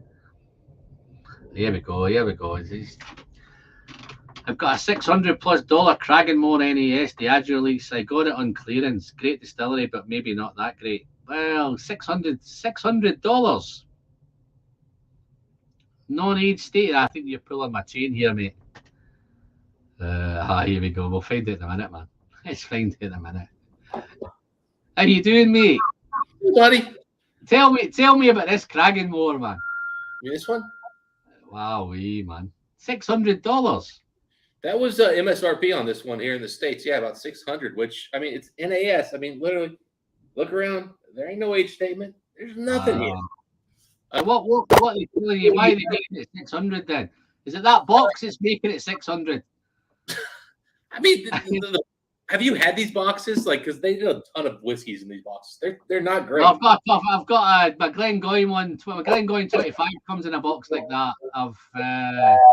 The Glengoyne is way nicer. I mean, this literally is a cheap cheap, crappy box. That Yeah. now this one works okay. The worst are what are they? The Klein leashes. So the Klein leashes do same box, but they put this thick wrapper on, and they gave it extra space and like this little cutout for the wrapper. So when you take the wrapper off, and then you put the bottle back on, the bottle doesn't fit it. the bottle literally falls right out, and you have to put this little thing here around the neck to keep your bottle from falling out. Wow. But yeah, I mean, this is honestly, it's cheap cardboard. There's nothing special about this. So what made you go for that? What made you go for that at $600 then? There's the question. So, well, this was on sale for $300. Okay. So I said, well, I had the Klein Leash NAS, same box, similar era whiskey, and the Klein Leash was just mind-blowingly good. Yeah. So, man, lighting here is weird. All this light in front of me. Oh, whatever. I look like I'm tan. Oh, you still look handsome, my friend. No, it's just usually I look pale as a ghost. Today I look tan. No, you look like you've been in the sun. No, I look like I'm pale as a ghost, man, because we've just started to get some sun now. So the thing is, I am pale as a ghost, so it's really weird seeing me looking this like a golden tan. Yeah. So this is kind of my. I mean, I'd had the Kraganmore at 12, which I honestly, it's good. But it's kind of forgettable. I like in the one of the very first videos I did, Dustin, was the Kraganmore 12, and I really liked the Kraganmore 12. For me, it was right at the right time. I found it at the right time. I was just getting into whiskey. The price was great. I didn't know too much about non-chill filtering and 46% and all that. The price sold it to me, and then when I poured it, it didn't smell like whiskey. It's the first. It was probably one of the first whiskeys I smelled that didn't smell like whiskey. I don't know if that makes any sense. It smelled too nice to be whiskey. So I thought I'd pour it next to this guy here, which was one of the most affordable Diageo 20-year-old releases we've ever had. This was like 150 US. I think in your world it was like 70 pounds. Wow, that's crazy. I mean, 20-year-old cask strength. Yeah, now, I've got one of them Kraganmores. I thought I might have that 20-year-old. I wasn't sure whether I had. I thought it was a 12. They do a cask strength 12 like that. They did a 12 the year before this, and the year after, I don't think they did anything. But yeah, this is 2020. I think I've got the 12, man. I've got one of them. I don't think it was a 20. And I think they did same packaging as that. Yeah, this is this is the new packaging. But again, change these up now. Yeah, the Kraganmore I've got is in that packaging, but I don't think it's a 20. I think it might be a 12 cask strength rather than a 20 cask strength. Now that's the peated one, though, right? That's the peated one they did, right? The 12-year peated. Right. Right. Okay. Now, I've heard that one is way better, honestly, than this 20-year-old. I've heard that one is like the one to get. I've heard good stuff. Well, if it's peated, Dustin, it's probably wasted on me then. Well, if you want to send me your bottle, I'll dispose of it. Yeah. I see Gabriel saying that. Normally, I would send it, but the shipping doesn't make it very worthwhile, man. It's just too expensive. Yeah, no, yeah. Saying the 20 was about 120 pounds here. Okay. Honestly, I think I paid 150 US, and I thought I saw this on a UK website for really cheap at one point. Maybe it sold out. I mean, so maybe the prices got marked up. I think it was maybe a wee bit harsh on this special edition one at the beginning because I probably pulled it too quick and got into it too quick. But it's getting better. Yeah, I mean, the 20-year. I mean, I gotta say, for a 20-year-old whiskey, this is very, very basic and boring. I mean, okay. For a 12-year, this would be like, oh my god, wow. But for 20-year, you're kind of like apples, pears, nice oak. It's typical Kraganmore, isn't it? That's all it is. No, you're right. I think Kraganmore is fruity, kind of full malt that for some reason the distillery doesn't want to do bottlings with heavy cask influence. Sherry bomb version, which I think would be delicious. They don't do crazy stuff with it. They just say, hey, look, our malt is Diageo on it. Diageo, man. Well, I think it's Cragganmore too, because Diageo, there are some Klein leashes you can find that have some sherry casks that are. In fact, Klein Leash has put out a lot of cool stuff recently. I've noticed, which I can't justify buying right now because I've bought too many other things. But but this NAS one here, man. Oh, you can smell the bodega sherry casks used in this one. So if you think of that 20-year-old, what cost you, 120 quid? 75 pounds or something? Is that what you're saying? 75 pounds? It was 150 US, so that would probably be about that NAS one you've got there should be 600.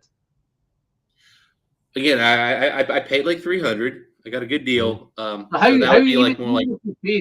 Even if you paid 300, man, how did he get that as an NAS, but you've got a 20-year-old that I'm just struggling. I can tell you right now, this Cragganmore's got way older whiskey than 20 years. I mean, I'm just smelling it here. Yeah. So maybe that's what it is then. There's older stuff in it, but they've got young stuff in there as well then. Is that what you're saying? So there might be some 30-year-old in there, but it's got maybe some 12 in it as well. I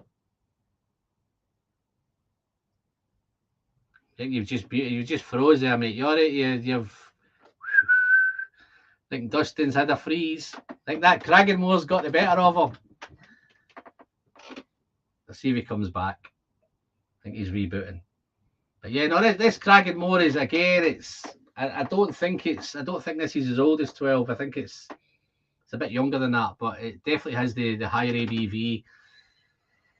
I'm not too sure what I paid. I think I paid about £50 or something like this at auction for this one. There you go, mate. Sorry about that. Every now and then this cam crashes on me. But yeah, the other thing you can pick up on the Cragganmore NAS is that they're using legitimate bodega sherry butts. Not first fill, it's refill, but these are really good. There'll be a reason why it's that amount of money, but it's the thing I find is they never ever tell you what it is, why it's that much money. I mean, I think they do give you some details. I mean, they've got hell. I mean, you look at this thing here. These old bottles came with a freaking like booklet here. Okay. You can like literally. I'm trying to like give you the history of Cragganmore. Yeah, you can literally like take a look and read.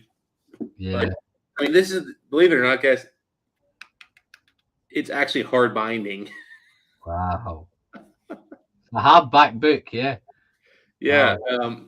But they actually do give you some details on kind of what's going on here. I mean, really nice. I mean, this is beautiful packaging, obviously.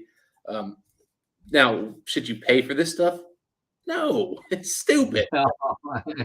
But they really have. They've done a really great job with putting together, I think, a really good NAS whiskey here. My guess is. I think the problem with that there, right, for that to be a $600 bottle of whiskey, you can obviously tell if you've got it on an offer, they've been struggling to sell it at that kind of money. You know. Well, so I'll be honest. So I bought maybe 4 bottles of the Kleinleach Select Batch 2, which was here in the States, $800-900 bottle of Scotch that I got for $300 because again, when I'm clear. They're still about $500-600-700 over in your pond. So take off 20% to so basically $500 to $600 or over there. That was an excellent whiskey, but I will say this: it was so good that this year, during I got a bonus this year. As my job, I get a bonus annually. Yeah. And so what I usually do is I take what I expect my bonus to be, that goes towards things I already have, pre-planned. Yeah. If any extra, it goes to whiskey. And this year, got very fortunate. Our company had a good year, and I got some extra money. Yeah. And I bought the Clanley Select Batch 1, which I'd never had, and I had to pay full price for it, which was about 540 US, about 490 quid, and it was worth it. Yeah, no, this is the thing. Where I'm at the minute, I'm not into buying that kind of stuff, right? I'm happy to maybe fork out a couple of £100 maybe for an RN24. I think if I'm right, I paid about £200 for that.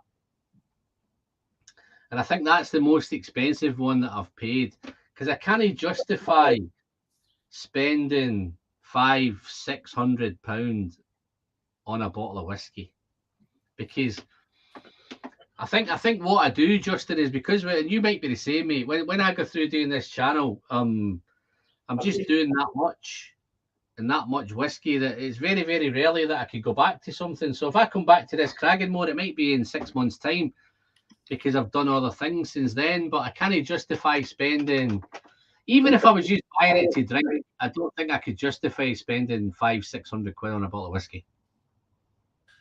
I totally get it, but you know what I'll say to anybody who,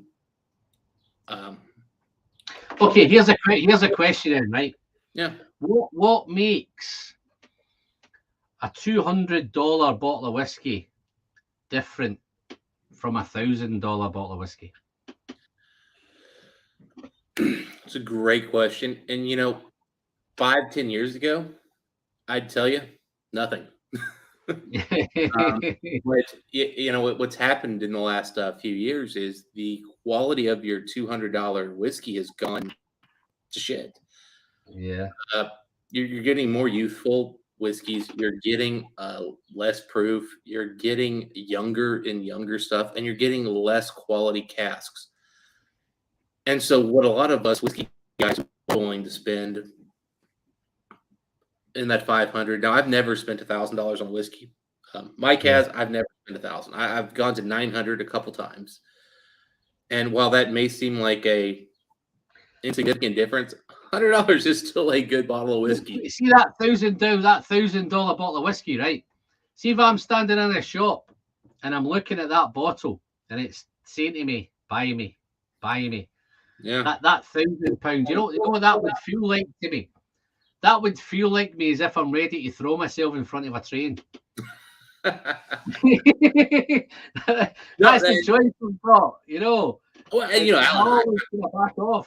I get it this way. So I was set up for Mike and I were going to do a stream, which I fortunately missed. So apologies to all of our subscribers. But so I've got a couple bottles here that on his own. Did Mike end up doing it on his own? No, he just said no. Crashing again, didn't I? I'm seriously crashing again. Yeah, let me do. Just hit your refresh button, mate. Just refresh it. Let's see what I'm missing here. Let's see what's going on in the chat. Let's see if I can catch up. Who have I missed?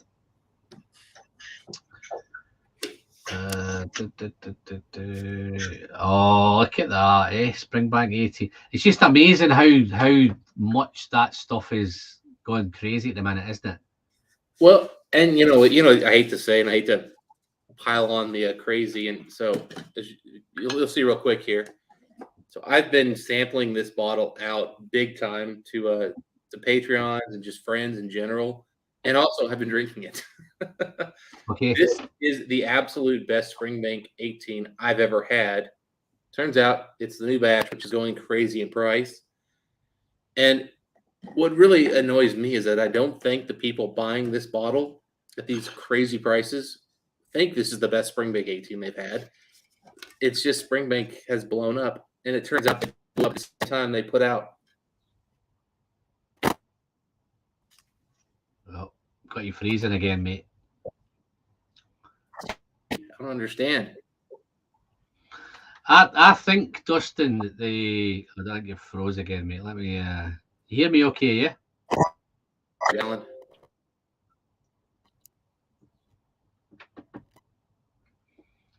I think my Wi-Fi looks alright. To answer your question, Andre,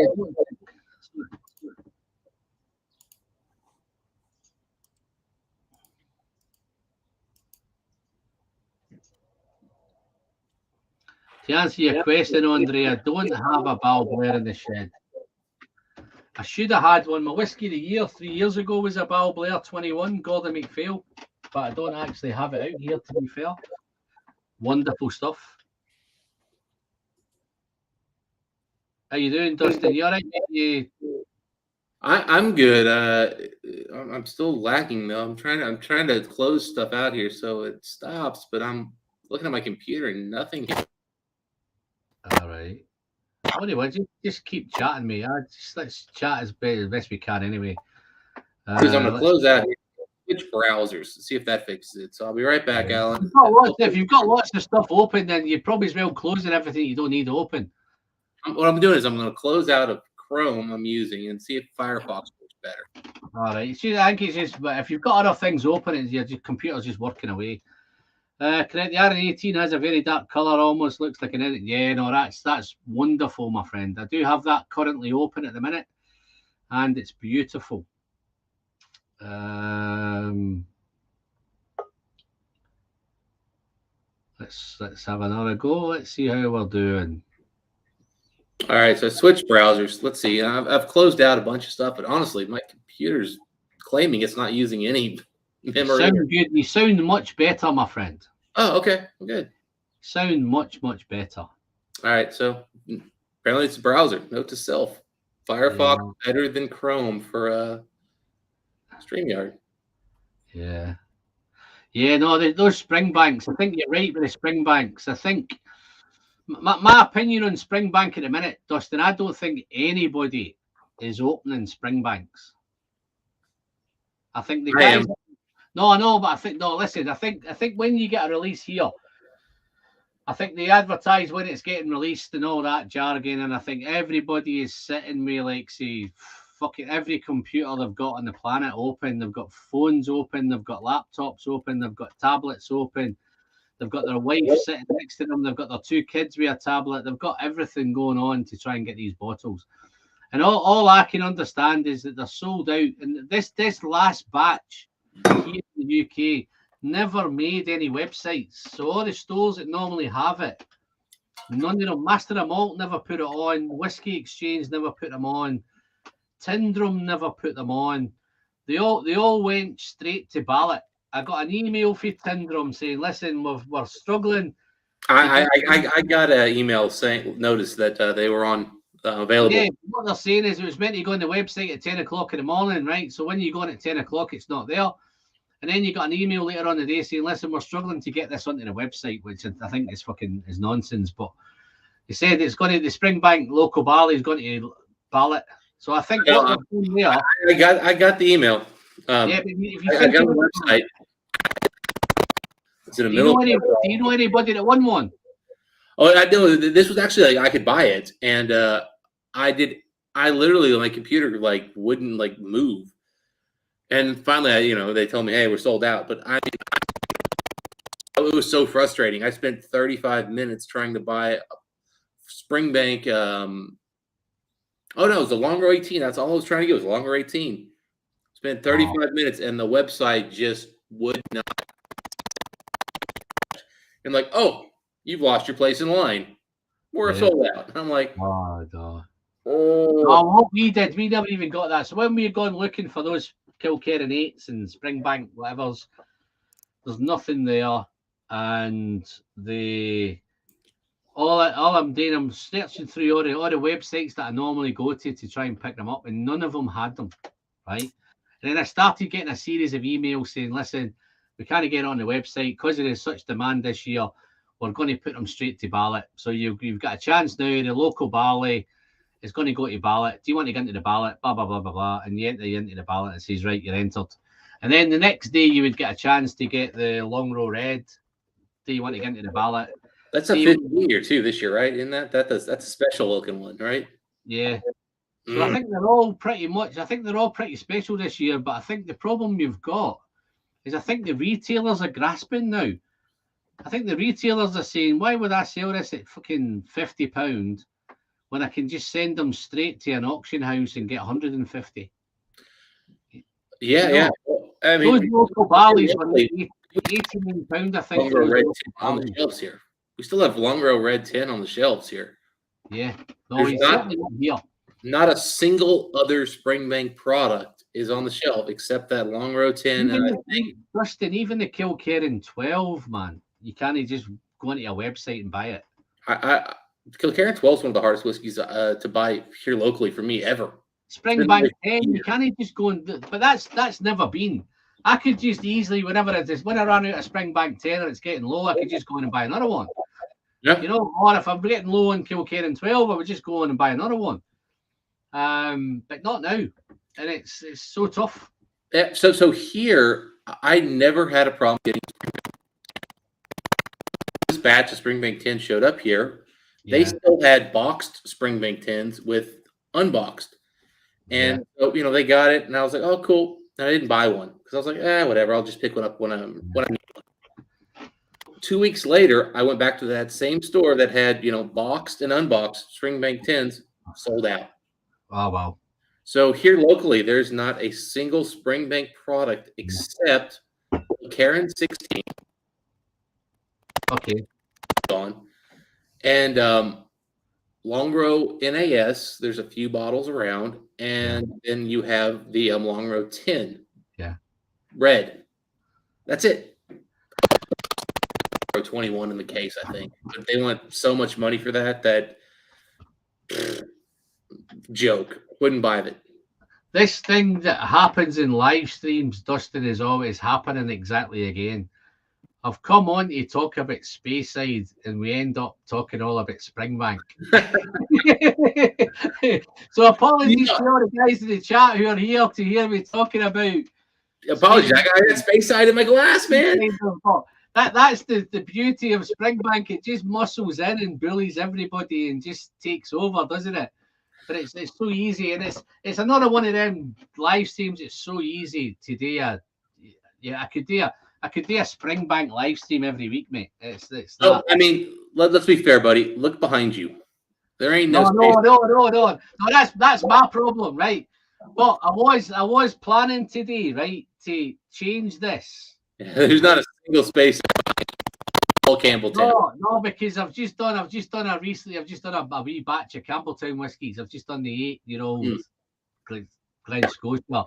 I've done a couple of Kilkerran 8. So I did make it a kind of Springbank Campbelltown theme, but I did have a plan today to come in and change it. So I believe this is all Speyside. Correct me if I'm wrong. So this is an interesting whiskey right here. Right. X2 from a Strathmill, Mortlake, Cragganmore. So is that a blend? Yeah. Wow. Yeah, so you've got Tamdhu, Strathmill, Cragganmore, Mortlake, yeah. And I mean they're all hogsheads or bourbon barrels. So I mean, the color on this thing is, kind of your traditional they ain't gonna see shit there apparently. Wow, you're buying some nice whiskey, man. We need to get you sitting down and just buying some regular whiskey, mate. You save yourself a fortune. This was like 120, 150, man. Yeah. Like, this was not an expensive bottle. We just this thing. I tell you what I'm going to do, mate. I'm going to open up this one. Like, this was not an expensive bottle at all. This was just over $100, and they're still available here locally. Yeah, but Dustin, to some of the guys in the chat, $120, $130 is a lot of money on a bottle of whiskey, man. Well, again, you're talking quids, man. When you talk quids, I mean that's like 90 quids. I mean, it's not it's not a crazy expensive bottle, man. We've got some guys in here that run Glenlivet illicit stills, man. Some of them are drinking that now, innit? Yeah, but this is cast strength. Illicit stills, they still watered it down to 48, man. I mean, you gotta keep context. Look at that bad boy, mate. Look how clear that looks. Wait, tell people that this is that I talk about this birthday bourbon. That's the birthday one, yeah. That's no cheap either, is it? No. So this is kind of I've got a store that has every year. I get one or two really good bourbons that I couldn't get otherwise because I buy a lot of whiskey there, mostly Springbank, which they're now sold out of. So I guess I'm never getting new cool bourbons there again. I really couldn't get the bottles I wanted, and I saw this came up yesterday because they were doing a special for the Kentucky Derby, which if you guys don't know is kind of a big thing in Kentucky. Big horse race, yeah. Horse race. Yeah. Bourbon people do a lot of stuff. So they put out a lot of really hard to get bourbons yesterday. And most of them were honestly jokingly ridiculous cost to get, craziness. So I got this one. So, hey, Marty. Apparently I'm off and running again. Sorry, buddy. Look at that, Dustin. Look how clear that looks, man. Whew, 13 years? 13 years. I'll tell you what it is, man. These gave some info on this. Charged from a refill hogshead. Single cask. Bottled in 2017. And it's telling me I should get lemon meringue pie, toffee and Deramara sugar. And on the palate, it's pineapple, almonds, butter shortbread. And in the finish, it's long and pleasantly fruity. Wow. 50% ABV. Who's the distiller on this one again? It's the old malt cask. Longmorn. Okay. Ooh, Longmorn's good. Longmorn, yeah. Okay, yeah. That might be good. So I'm going to tell you, I'm just going to let that open up a wee bit, man. So I think I dived into the Cragganmore too quick, I think. But the Cragganmore got better the longer I left it open. So, but yeah, no, this is I've had this one for a wee while now. Let's see what the story is on this. A wee bit of story on this one from the old malt cask. It has long been known within the Scotch whisky industry and indeed within our family that each individual oak cask imparts its own unique character to the spirit maturing within it. No two casks, even one which has been filled at the same distillery on the same day, will have identical taste profiles when assessed side by side after many years of aging. The endless variety of flavour experiences celebrated by the way of our old malt range, single cask bottlings. Drawn on his decades of experience, our master blender samples dozens of casks in our warehouse.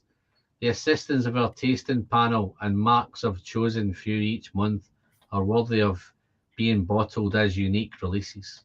These old malt cask whiskies are then reduced to our preferred strength of 50% alcohol before being bottled without artificial colouring or chill filtration, thus allowing the full intensity of the mouthfeel and the flavour profile to be appreciated. We truly hope that you enjoy savouring this old malt single cask such as we have enjoyed selecting and bottling it for you. Full of shit in it. A lot of marketing bullshit there, but the up front those are some nice tasting notes. I'm excited. Yeah, but it's interesting to see if that's what you get. I've had loads of these where I've looked at the tasting notes and I'm thinking, where did he get that from, man? Yeah, I've been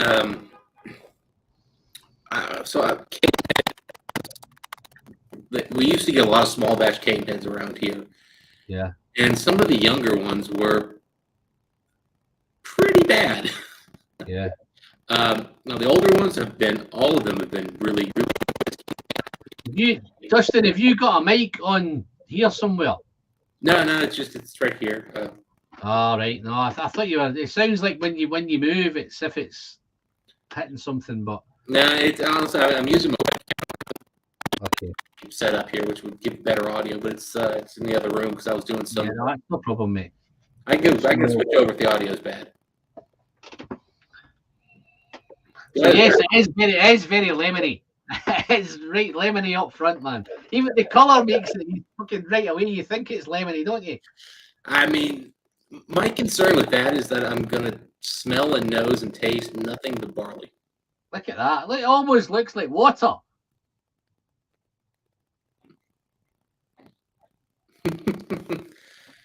Yeah, my concern is just youthful, like new make wort barley just being the only thing I get. So as long as they don't do that, it should be pretty.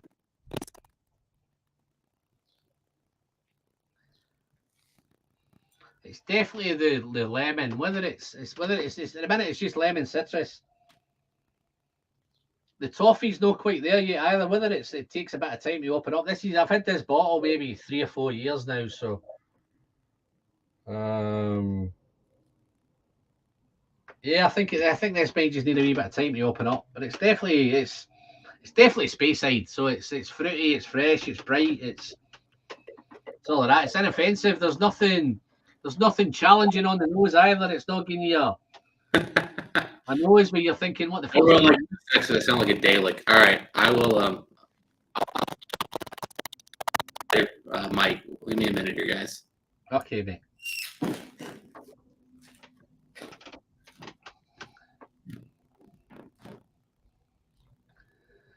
What am I missing here then? Let's see if I can catch up with you guys. I'm glad to say we've got it back on track with the I think I've missed a bit of chat here. The 20-year-old was about 120 here. I might have that. Mine's might be a 20-year-old, and I thought it was a 12, but it might be a 20.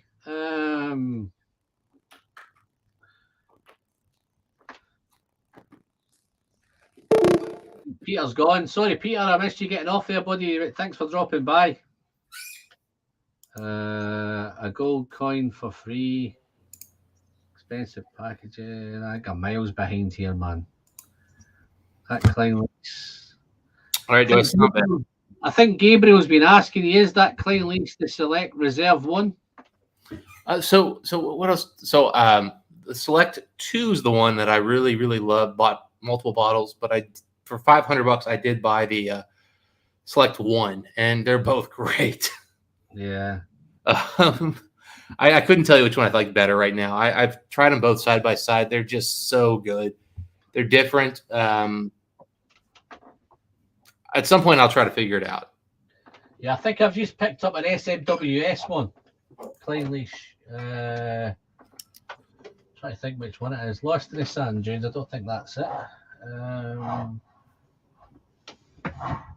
15, 10. I think it might be that one, actually. I think Gabe will tell me it's 26. Gabe, is that an SMWS Klein Leash? Pretty sure it's this one. Oh, cool. You know, I noticed Klein Leash official bottlings. They just put out a ton of like official bottlings that I've seen on a couple websites. Not for cheap prices, but not so astronomical I couldn't think about buying them. Oh, but you must be looking on different. I can't see. To be fair, I've not been looking for Klein Leash, but I always thought the only one I ever seen was the Klein Leash 14. That was really the only official bottling that I ever picked up from Klein Leash. So, Whiskey International's got a couple of they have like some distillery filled bottles they put out, and there's been a couple of age stated ones that were up there, and they were between the 300 and 600 range. I want to say 200 and 600 range. They had, I mean, there was like 5 or 6 bottles. I feel like. I think I've just missed a super chat somewhere. Yeah, DJ Beacon just did a $10. Yeah, cheers, DJ. Thank you very much, buddy. I'm going to have great pleasure in sending this, you know well. Oh man! But you're still on that Dragon War. That's the Dragon War you're on. Oh my goodness, it's so good. It's just, it's big, it's bold, it's rich, has all those epic sherry notes. It's a little hot. That's the only thing I will say is like I could add more water to this thing. Actually, I'm probably going to. But yeah, I mean, epic. Sherry cask finished Krakenmore here. Delicious. DJ Beacon thinks this looks like vodka. It's darker than that, DJ. Come on. Well, so DJ sent me some high end. Sent Mike and I some whiskeys, and he included a gin in there, which was interesting. Yeah. So he might be the kind of guy who has high end vodkas that maybe have some color, maybe an unfiltered vodka. All right, maybe. He seems like a connoisseur of all spirits. I've sent him some nice stuff. I've even sent him. I'm sure I sent him some Glengoyne 25, and I think I sent you some Glengoyne 25, didn't I? I got the snow globe, man. Let me tell you, I bought a bottle right after you said that to me too, buddy. I was like, that's so expensive, and I tasted it. I'm like, oh my god, I need 2 bottles. Yeah, no, it's wicked, man. It's got even more expensive now, mate. When I sent you that, then it wasn't that expensive then. Yeah. So it's almost. That's the thing. The problem I've with Glengoyne. It's almost doubled at the minute in price. Well, and so Mike and I just did a comparison of the old box versus the new box Glengoyne 2025. Yeah. It didn't fall off a cliff or anything, but it's a different whiskey now. Yes. I don't think it's what's the word I'm looking for? I don't know whether the casks are as good. I don't know whether I always said to before that first one I sent you was first fill sherry for 25 years. It doesn't say that anymore. So I don't know if there's a bit of first fill and a bit of second fill in there now. So what they did, so the old one said exclusively first fill. The new one says mostly first fill. Yeah. And if you drink, so for example,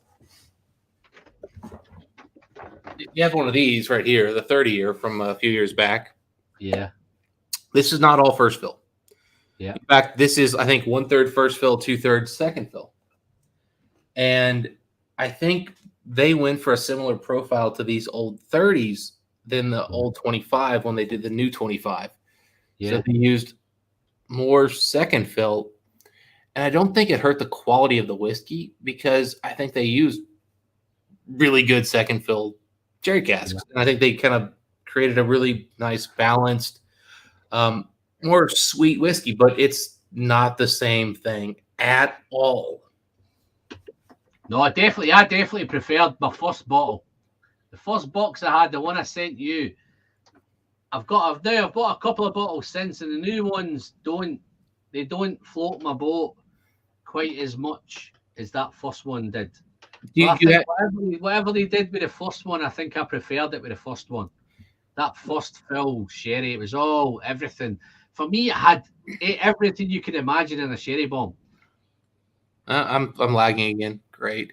If you can hear me though, we're good. I can hear you, mate. Yeah, no problem. Yeah. So did you get the new box one, or did I got the new box one? Yeah, I picked the new box one up at auction, and I think there's something like $350, and I managed to pick one up for like $225 at auction. So great price. I picked one up there, and for that money, it was all right. But I would rather have. And my first box, the one I sent you, the original box, I picked that up for about. I think that was about $230 or something on Amazon. I think I got that. Yeah. And that was just crazy good. Yeah, I was paying around $300. One of the best whiskies I've ever tasted, mate. You know. Yeah. That's why I asked you earlier. With a bottle at 230 quid, 230, 240, maybe even up to 300, right? I'm thinking, yeah, that's awesome. But then when you jump to 900, it needs to be an awesome for something to go from that 25 Glengoyne good at 230 to 900. It's got to be world beating, isn't it? Oh, agree. I mean, I think we're paying. I buy them from the UK, so I think I paid just over 400 for the last for the 25, the new one, with the fancy new crazy box, and wasn't a terrible purchase. It was okay. Yeah. Eric's popped in. How you doing, Eric? Hope you're well, big man. He's saying that I'm finding second fill sherry cask can come across as similar to Fini or Amontillado casks. I haven't had a lot of Amontillado, but I've had Yeah. Fino. I'm not sure what to think about Eric's comment there. Yeah, I'm finding second fill Oloroso sherry cask can come across similar to Fino. So that's the same. I think it's the same thing. I think he's missed out Oloroso on the first part, I think. Yeah, let me. Oloroso. I'm going to refresh. Yeah.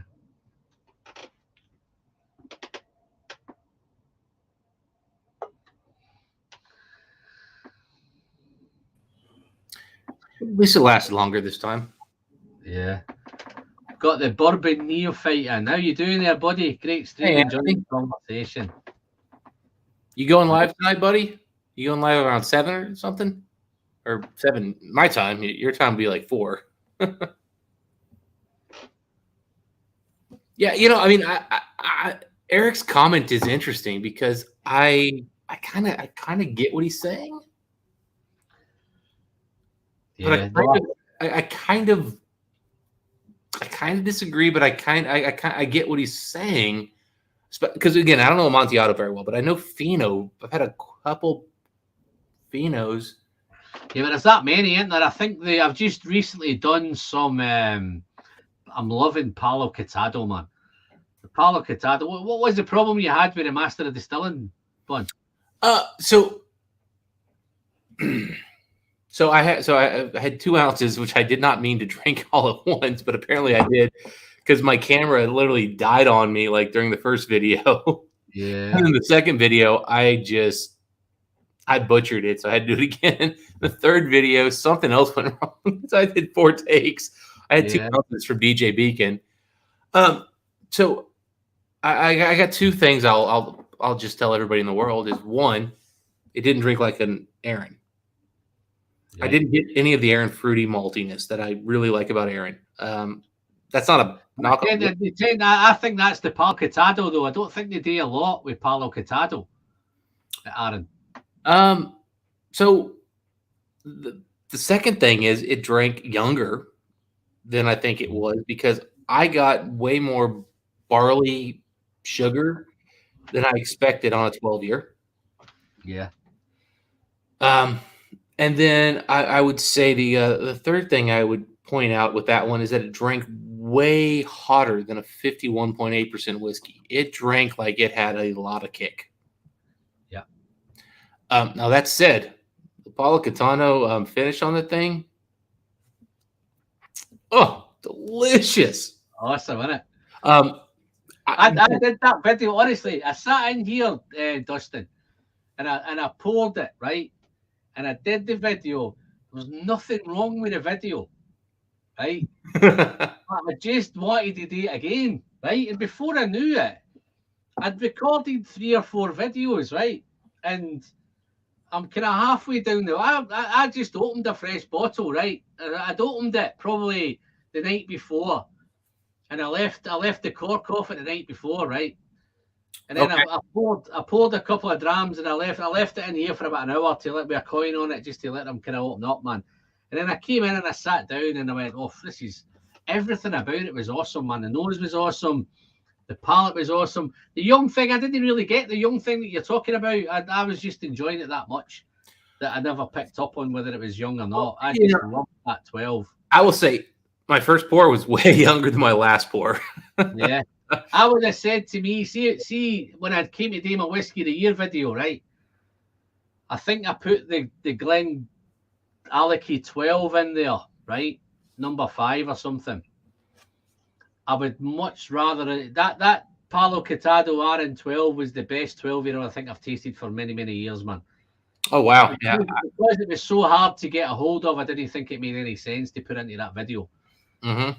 But I keep telling anybody now, if you manage to pick them up, you can still pick those bottles up, by the way, because I'm still buying them. You can still pick them up at auction. And I'm picking them up for retail prices at auction, man. I don't think anybody knows what they are or nobody's into it, whatever they are. I went to Whiskey Base. And so so again, you know, when Mike and I review stuff, we've usually had it before. We usually try to kind of get an idea of what we're doing. Not always. Occasionally there's whiskeys we don't put a lot of effort into, and we take, you know, 20 minutes for our reviews, and then Mike kind of cuts it down. That one I tried to do in 10 minutes, and I literally said this score is between an 84 and an 87. I was just like, I don't know, man. This could go anywhere here. Yeah. And I was reading on Whiskey Base, and oh my God, man, people love or hate that whiskey on Whiskey Base. That is a whiskey that gets absolutely shit on. I saw somebody give it a 51 on Whiskey Base. Oh, that must have been you then. Was that you that gave it a 51? I just told you, 84 to 87. I thought it was good whiskey. I've never seen anybody give 50s. I've only seen you give 50s, man. I've never seen anybody give 50. I've never given a 50. I gave like a 60 or something. No. Talisker 8, man. I thought I gave it a 60. Talisker, was it 60? I thought it might have been 50. It might be 60, man. Talisker is 0. I've never seen anybody give 60s either, man. I think you said you'd rather pour it in the sink. I wouldn't. I hate that whiskey. I've had that whiskey out. Is that the rum? That's the rum one, isn't it? Is that the rum one? I hated it, mate. I did. I've got Gabe in here now. I did a bottle share with Gabe, right? And we split the bottle with that Talisker 8 because I loved the Talisker 8 before it, the first one. Yeah. So we went halves on a bottle, but I got greedy. I couldn't wait. When it was being delivered, I managed to went online and I picked myself up another bottle, right? I've still got that Talisker 8 and I have never opened it. I'll probably gift that to somebody. I'll probably give that away to somebody. I'll probably find something to do with it, right? The bottle share that I got, I shared as much of it out as I could to get rid of it. It was terrible. Now this year's Talisker 8, the super peat, which is not super peaty, but it is peated. Much better whiskey. Nice mouthfeel, creamy, rich, enjoyable whiskey. Like that's funny, yeah. Eric saying this one got a 1 on there. Was it? Whatever. Where am I looking? I've just missed that fucking comment, man. It was a very. PG Cask has got number 1 on Whiskey Base. Some gave it 1. Yeah, I mean, how you doing, Doc? Nice to see you, mate. The Callan Fine and Rails popped in. Good but Alan, I saw multiple like 60s, 70s, low 80s on that Palcanto Aaron, and then I saw some really like solid 91s, and I'm like, it's polarizing whiskey. This Long Moon, right, it's getting better, mate. It's still citrusy, but it's got a lovely honey note in there. Honey, sweet vanilla, man. You can tell it's refill hogshead, man. Definitely. But you're not getting like youthful notes, which is that's a good sign. Like that's where those. It's 13 on here, but on the palate, it's definitely hot at 50. So whether that's young and getting a wee bit of hot stuff, but probably, but like hot is not so offensive. What you don't want is to think you're nosing like a new make where they left too much wort in the they didn't cut it narrow enough to avoid the wart. If that this is absolutely no color whatsoever. It looks like a new make. It does. Otherwise, for 13, you'd be thinking, how have they got? Here's my thing, mate. Look, where am I going here? 8-year-old. That's wine finish. Come on. But no, some of those that lot. Did you try that Long Row 18? Which one? This was the. Let's have a look. Well, that's 2021 now. This was my favourite of those Springbank releases that year. I missed that one completely. That's the one I was on the website trying to order, and I missed it by minutes. And then so locally, I'll make everybody jealous. I got a case of this. Okay. I paid $240 US for the first 3, and I paid $170 for the next 3. MSRP in the States on that bottle is currently $290 to $300. Yeah. I literally just basically shops put it out, at their old pricing. Yeah. I bought all 3 that they had for the 240 because that's old pricing. And then one of my local shops that I buy a ton of stuff at, that's where I got the birthday bourbon. I went in there, grabbed the bottle for Mike. Mike wanted an extra bottle. And I said, and so I didn't keep all 6. I sold them for cost to friends. I kept a couple, but and I've been sampling this out. So I walked up to the register, said, "Hey, what's the price on this?" Handed them the bottle. She rang it up at $169, and I was like, I'll be back in a minute. Back. There were 2 more bottles on the shelf. Grabbed them, walked over, set them down, and I said, "Okay." And she looked at me like, "Oh my God, you paid what, Eric? If you saw a Springbank 19 for $325."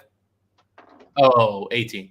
Yeah. The 18 is now, going for like $290, $300. Wouldn't shock me. $325, a little small markup. Yeah. No, Dustin, they're going for about 800 in auction, man. Really? 18s are going to be.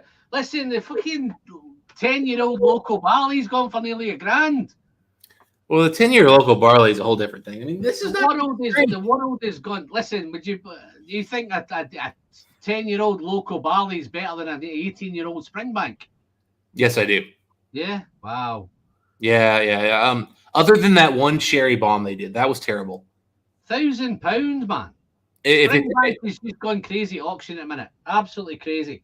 Yeah, Springbank local barley that's mostly bourbon is better than the 18. Because I think I've just watched a video with Phil and Deepa. Well, they've came over to the UK, right? And over the last 2 or 3 years, he's been buying loads of Springbank local barleys. But now he's went over to Scotland to pick them up. It's no worth bringing them back. He's just putting them straight back into the auction because they've trebled in price. Well, and the thing is, here in the States, they're not worth anywhere close to that price. Yeah. So I bought 2 bottles of the 2021 Springbank 18, or sorry, 25.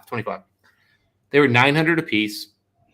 When I bought the second one, I was like, okay, I've got to sell something. I can't really justify spending $1,800 here in 2 days. So I went to go sell those 10-year local barley sherry bombs. And this was October. So for context here, at the time they were, that was answer that one, Dustin. Answer that one. At UK auction prices for sure. Yeah. At retail prices, they're the best gosh darn priced whiskey in the world. Yes, they are. You can pick that Kilkerran up 8-year-old for under £50, man. Yeah, we disagree on the Kilkerran age, but otherwise, even the Springbank 12, 50 to £60, man. Yeah. Again, you guys get it for half what we pay here in the States at retail. 50 to 60. No, but it's the problem we've got is we can't get them at retail because I think the retailers now are not even putting them on the shelves. They're just sending them straight to auction. They might have you might have a guy like you who comes in all the time, right? And get him a bottle at retail, right? So they might let's say they get a dozen bottles of the 12. They might have a couple of regulars that come in, so they'll keep them guys happy with those bottles. But the other 10, they're going to auction, man. No, I get it. Totally get it. That's what happened to us in bourbon. Yeah. Weekend Addicts has got it right. Look, we're back onto Springbank. I might have to rename this thumbnail, Dustin. I might have to change it from Speyside to Springbank. Well, I mean, so let's get back into Speyside. So I'm gonna pour this here. Yeah. This long row now. I'm definitely getting the tropical pineapple now. Longmorn, not long row. Sorry, Longmorn. Sorry, Longmorn. Yeah. Actually, give me a second. I'm gonna go off cam. I'm gonna bring you something really interesting here. That's not crazy expensive. No problem. I'll catch up in the chat anyway while you do that, mate. Not flexing.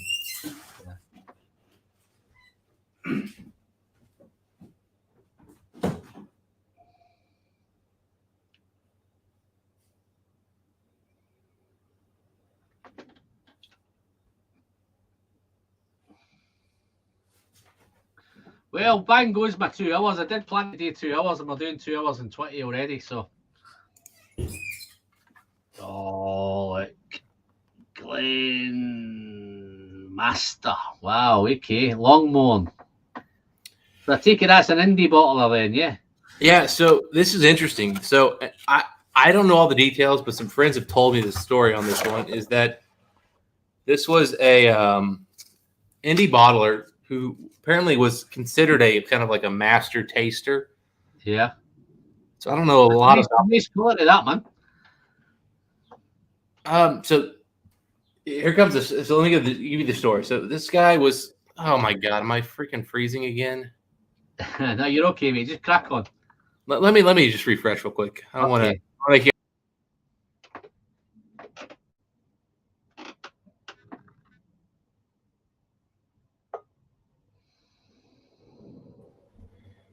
All right. So the story on this, from what I've been told, is that this guy was, he was up there in age, wanted to start importing into the U.S. Yeah. And apparently he was just the guy known for having a famously great palate. Yeah. And so he started importing these into the northeast of the U.S. Is his name on there, Dustin? I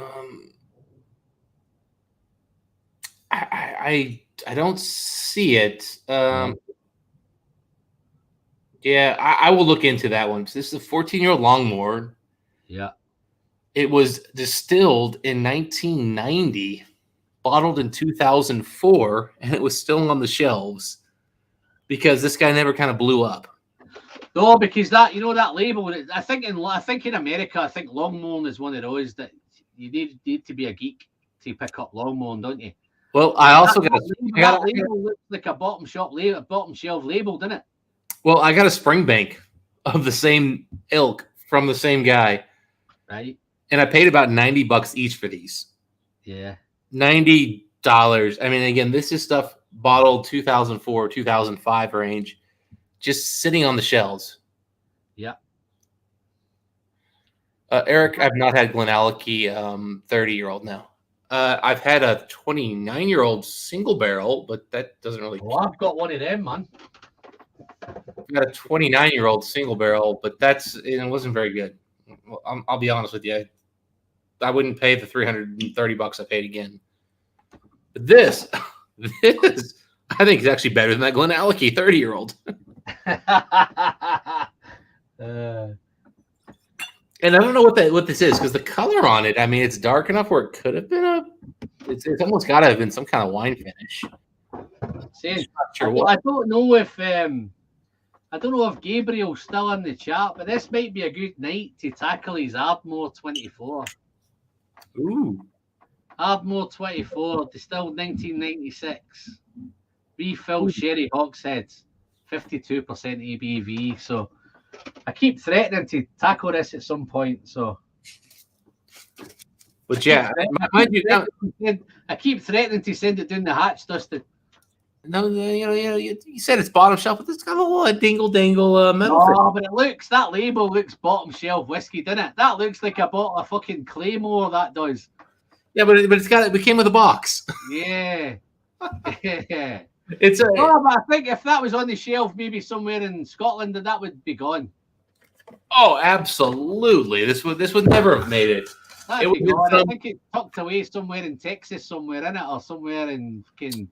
Well, Chicago, so no, street bar in Chicago somewhere. It was in a very small New York store where they were notorious for upcharging, so people didn't go looking for deals. And this particular bottle, damn son, you're on the nose, man. It's red berries, it's sweet, clean sugars. I mean, it's just. So, Alan, you know what? Actually, you've probably already done this before, but how would you describe a Speyside profile? Yeah, no, I think somebody asked me earlier, and it's one of them. I think the difference with Speyside, and the way I tried to explain it earlier, is Speyside for me is and it's maybe it's just me, but when I get into summertime, when the weather starts to change. Mm-hmm. So, like, I've just went through the winter and it's been all fucking peated stuff and heavy sherry and heavy stuff, thick, viscous whiskies. And then when I get now to the summer, we get it hot here now, right? So rather than me sitting in the fucking, we had a 12-year-old Edredor or a Bisco, I'd much rather do maybe a Glencadam, a Glencadam 12, a Glencadam 10 or a Glencadam 15. Much. I think the element of Speyside is the number one key is fruity. I think it's fruity as hell. Apples and pears are all over everything in Speyside, man. Certainly the entry ones, whether you start getting into the big boy Speyside, your Abunas and stuff like that, then they're completely different. They're just cherry bombs. But I think if I was to compare root malt, I mean, we can't talk about the sherry finishing, just the root malt. No, if I was to consider Speyside, for me it would be fruity and light and bright, right? If you go to Campbelltown, it starts to get a wee bit coastal and a wee bit salty and a wee bit kind of, that kind of different element there. Well, Eric White just made the comment. Supposedly Speyside is fruitier than Highland. And for me, I think it's a wee bit fruitier than Highland. I think Highland's a wee bit more. I think a lot of the Highland whiskies tend to be more kind of a lot more finishes. There's heavier finishes, heavier sherries, heavier bits and bobs. So, and this is what I always go back to, is because to me, the root malt of Speyside versus Highland, I cannot differentiate. I don't think there is, because it's like this one here, Dustin. Look at this, right? This is an Aberlour 10, right? You've probably never ever seen one of these before, right? That's an Aberlour 10, right? That's right in the heart of Speyside, right? But it says on here Highland single malt, right? Yeah. It's in the heart of Speyside, right? You've got this one, Cragganmore definitely says Speyside on it. You've got Glenfarclas, which is as fucking Speyside as you get, says Highland single malt on it. So I don't think there is a lot of differences between that. That would be the more difficult one to differentiate. I could pick out an Islay, I could pick out a Campbelltown, I could pick out an Island whiskey, but the islands are more coastal and briny. And I might pick out Lowland, but Highland versus Speyside, cannot differentiate. But in the same part of the world, there's just a line that differentiates. So you've got Glengoyne, right? Glengoyne's got a line. They're almost Lowland. No, but the warehouses are in the Highlands, and I think the distilleries in the space. Well, they're almost Lowland too. No, I think they're right on that Highland line. So the warehouses are in. I'm trying to think what it is. Yeah, I think they're Highland. I think they're a Highland distillery, but they're aging in the Lowlands. Yeah, so it's right on the line. The cross, when you cross the road, that's how close it is. You just come into the distillery, cross over, and the warehouses are across the road, the main road, man. And that's what I think the Highland and Speyside are so difficult to differentiate. Because even if you look at Eric's agreeing. Glengoyne is a Highland warehouse. Highland warehouse is Lowland. Yeah. So they're distilled in the Highlands. It's right on the line. Yeah. And so I always go back to this. At the end of the day, I think Scotch as a academic experience needs to come up with different styles that aren't region based. Yeah. And I think that would be kind of a better way of marketing the whiskey going forward. I know historically they've gone with kind of regions, but I don't think it works. Speyside distilled candy. That's what they let us numb us is thinking it's Speyside. We got the academic expert here, Eric White, here with all of his A81 is the highway. I mean, this guy's nailing it. But yeah, and Eric, I mean, I'd love to hear your thoughts on this too. But like, I think beer focuses on flavors. Wine, I think, focuses on kind of more the grapes in region, but there's kind of a mix over. I think whiskey needs to take on a little bit of when does region matter and when does profile matter, and mix things up. I don't think they do. I think it's one of those. I think it all comes down to marketing now. I think if you went back 100 years, I wouldn't care where it came from. Mm-hmm. They were just guzzling it, weren't they? They were just downing it like it was down the hatch and all that stuff. But I think now marketing is coming into play. Highland space. Yeah, but I think marketing could do better. I think we all can win though. Yeah. Better descriptors of what the flavor is will be better for marketing. Yeah, but I think now, Dustin, when it's so tough now when you could go to a Speyside whiskey, right? Like maybe something like Balvenie. So you go to Balvenie, right? And then Balvenie will do a peated one. So it just really throws the whole fucking thing out the planet, doesn't it? It's peated Balvenie or it's peated Ben Riach. But let's say you love the Balvenie 15-year single barrel sherry cask, right? Oh, great whiskey. Yeah. Yeah. And then you love the Tamdu 15 sherry, great whiskey. Glendronach 15, great whiskey. And then I tell you what, and Glengoyne, you got to go Glengoyne 21 to compare to those. No, it doesn't. Well, but I would just mean as far as all sherry. Yeah. So now we've got Speyside, Highland, but they all kind of taste similar. I mean, they're basically just really good sherry whiskey. Whiskey, innit?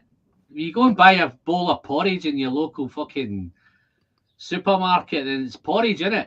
But then I tell you, hey man, you like what Balvenie does from that bottle? Go try the 12-year single cask. Yeah. You're gonna come back going, that's a sour, funky, weird. The hell was that? Oh, but that's the beauty of whiskey, innit? You're not going to like them all, man. No. But you're gonna not think that's the same style whiskey, because in terms, we're gonna tell you that no, it's the same style because it's from the same region. Yeah. Okay. I think the regions are there to give you a flavour profile. I think you're right with the flavour profile. What is a flavour profile of Islay? I think when you talk about Islay, you're thinking peat and smoke and coastal and maritime and dank and dunnage and all that kind of stuff, aren't you? You're thinking all those kind of, that is, Islay's got, you could probably put an Islay in your nose and go, oh, that's Islay. Well, and then, but to Eric's point, they're Highland peated that you'd think it's an Islay. I mean, Absolutely. Again, that's the beauty of whiskey. That's why we love it. That's why we're all geeks. If it was one of my favorite whiskeys out there for under $200 is the Balvenie 14-year peated. It's absolutely delicious. Love that whiskey. I don't think you could. I'd put that against anything from Islay at the same price. I've tried a few things recently. I went through a little peat stage, and I think there's a few of them that could give Islay a run for the money on peat. I'm just trying to think what I did, which was that comes to mind. I think I done a few peated ones, even some Arans. I did some peated Arans that was great. Single casted peated Arans were fantastic, man. Yeah. And so what I think we need to do with whiskey is come up with style descriptors that are more on point to the style of the taste of the whiskey versus the region. Maybe I'm over geeking out, but I think, if, like, for example, in the beer world, you tell me an IPA, okay, it's got a lot of hops. Yeah. Now you tell me a West Coast IPA, okay, it's going to be bitter hops. East Coast, more sweet. You tell me hazy, even sweeter. Yeah. No, but I think what's happening now with the whiskey world, I think there's so much whiskey getting produced at the minute that I think the producers, I think the distilleries, they want a bit of all the pie. They want to be Highland whiskies, but they want to do a peated version. They want to do a sherry version. They want to do a bourbon version. They want to do a refill hogsheads. They want to do. But Alan, there's 120 plus styles of beer. Yeah. No, but there's 150 plus fucking whiskey distilleries, man. But I'm telling you, styles. Most breweries make 15, 20, 30, 40 styles of beer. Yeah. Problem is, in the whiskey world, we market it as Speyside. If you worked for a whiskey distillery, right? If you were in the marketing department for a whiskey distillery, right? You've got to tick a lot of boxes. So you'll go down the Highland route. Oh, it's a Highland whiskey, right? But then all the rage at the minute's peat. So they'll do a peated version. So, but they're trying to hook. If I worked in a whiskey distillery, I would absolutely, from a marketing standpoint, be like, look, this is I would start calling our different whiskeys different styled whiskeys. Yeah. This is our sherry. I would call it our sherry ball. They're trying to hook you into that distillery. They're trying to hook you on Lafroig 10, right?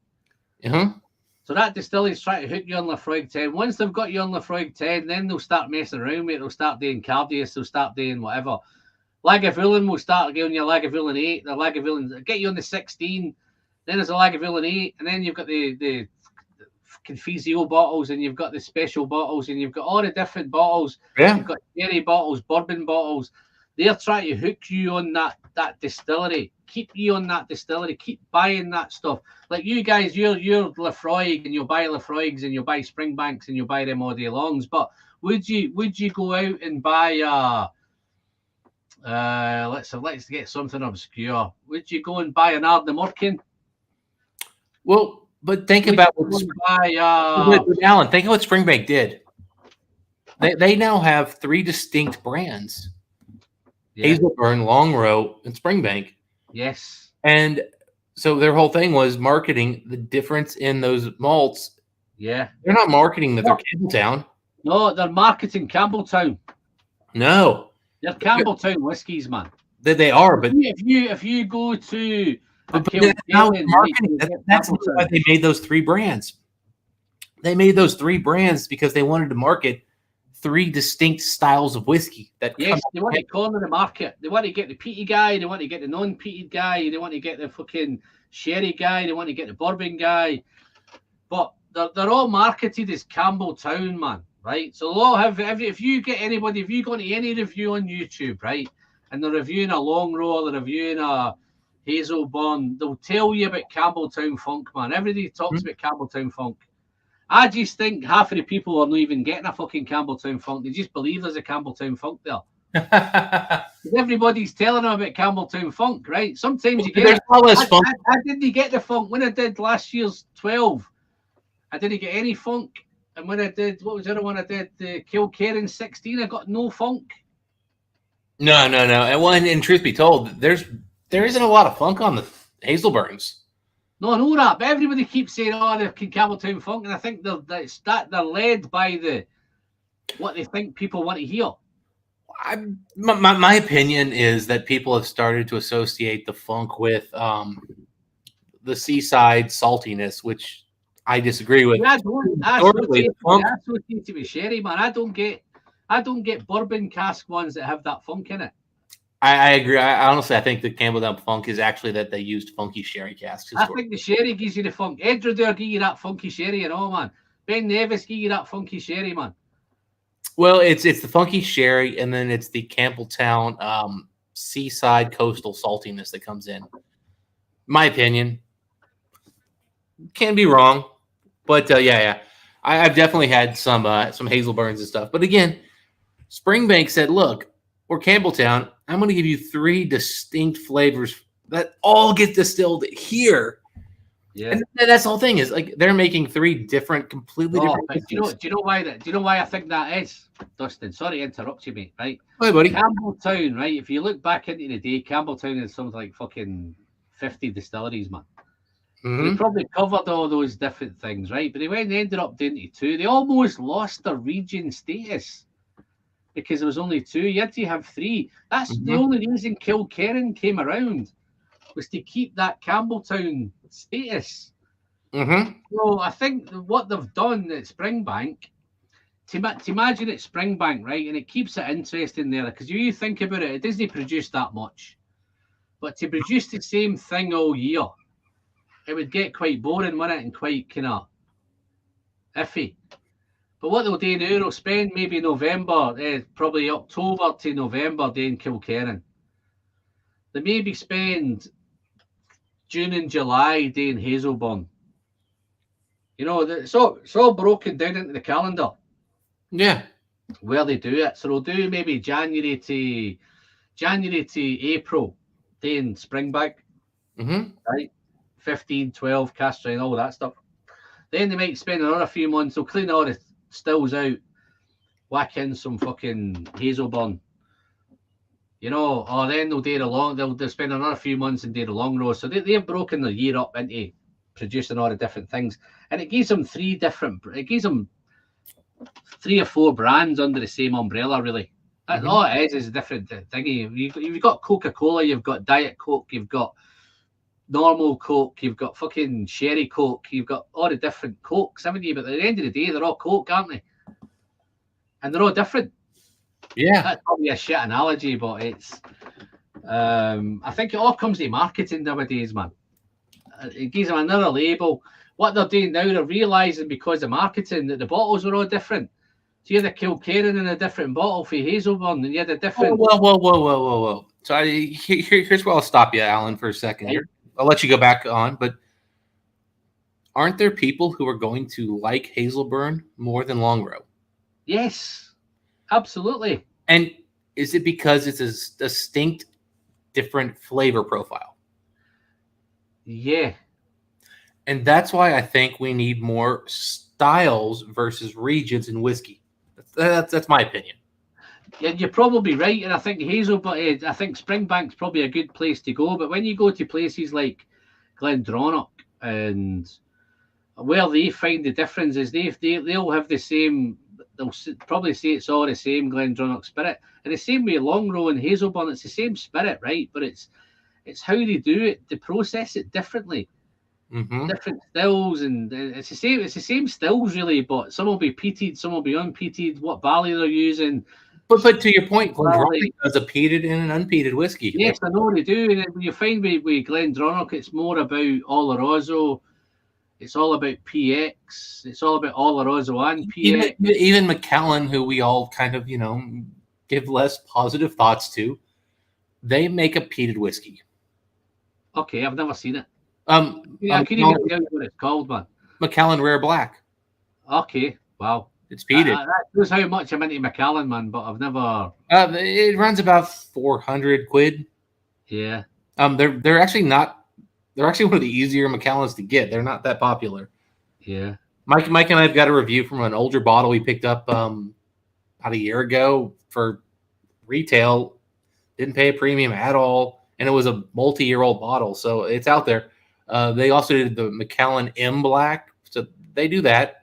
No, I think every one of them now is trying to do something peated. Whereas I didn't think they always did peated before. Well, you think the thing with Macallan historically was that they actually sourced a lot of peated malt, and so some of the really old Macallans actually have a very, very low but still noticeable peat profile. Like, in fact, I've got a Macallan Fine Oak 21-year-old. It's unpeated malt, and yet the master distiller's second note on that whiskey is peat. Wow. Okay. And I'll say this, it's not heavy peat at all. In truth be told, I didn't notice peat at all until I read that. Oh, I always think, see these here? Yeah, there is this little touch of peat compared to a normal Macallan. These all say heavily peated on them, right? And I always find that the Port Charlotte heavily peated, the Kilkerran heavily peated, right? I don't think they don't taste heavily peated. But compare it to a Highland Park, which is medium peat. Yes. They're heavily peated versus the Highland Park 12, which is medium peat.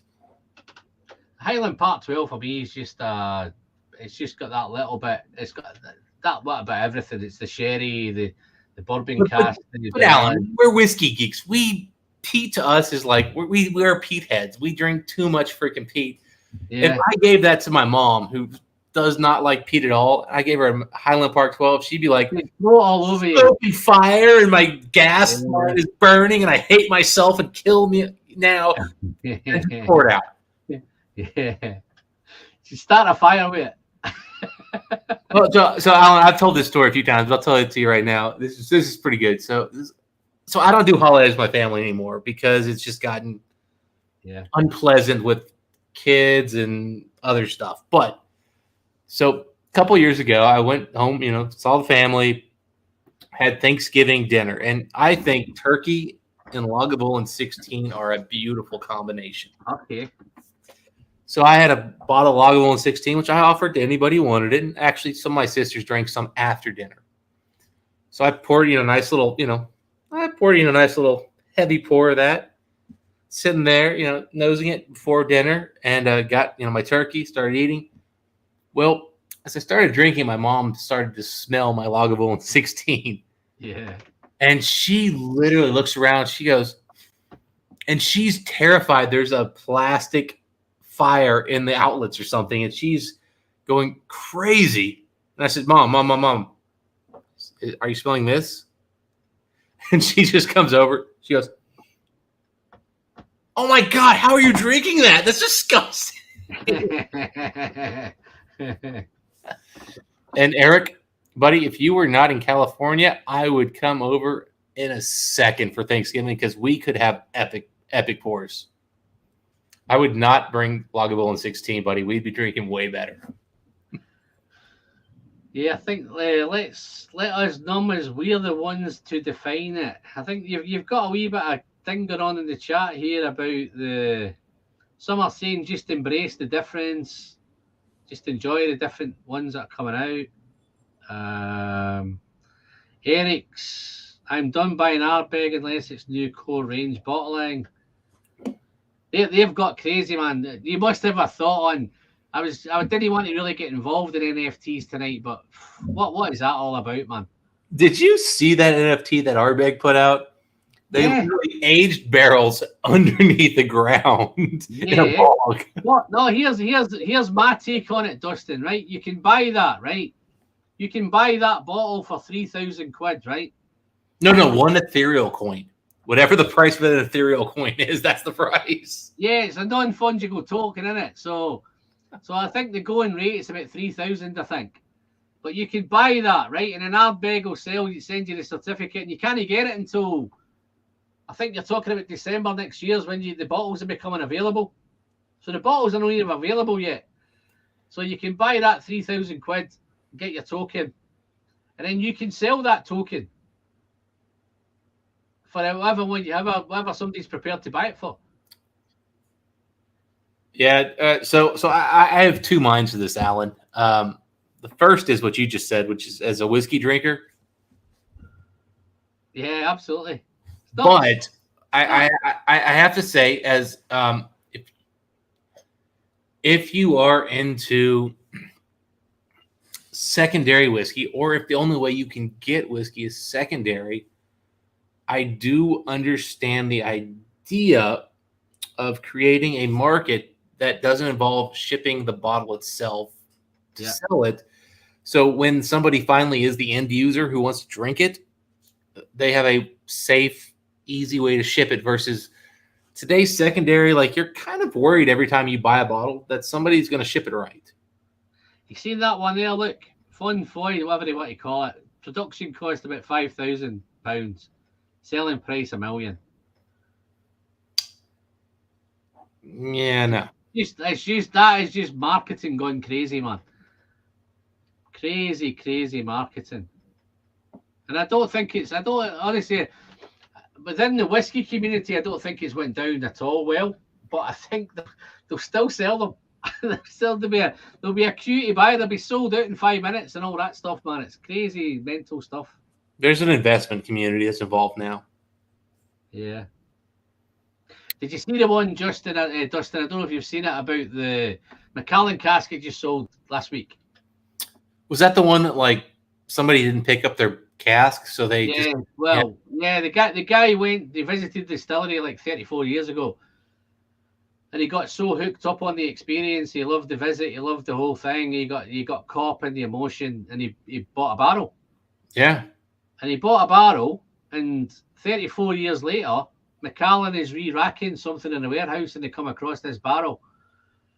And I believe they've spent the last 6 months trying to find this guy. The guy forgot all about that cask. Paid 5,000 quid for it 34 years ago. Yeah. And it's sold for 1.2 million.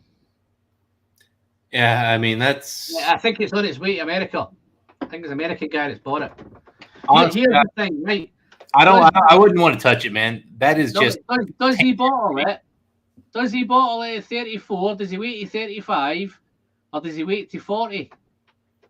I mean, again, the smart person would be tasting the whiskey every 5 years to see where it's at. Yeah. But, hey. No, but these guys don't taste it to see how it tastes. They want to know how much it's going to make, man. So a 35-year-old Macallan against a 40-year-old Macallan. No. Somebody who bought that for 5,000 quid wants it to taste good.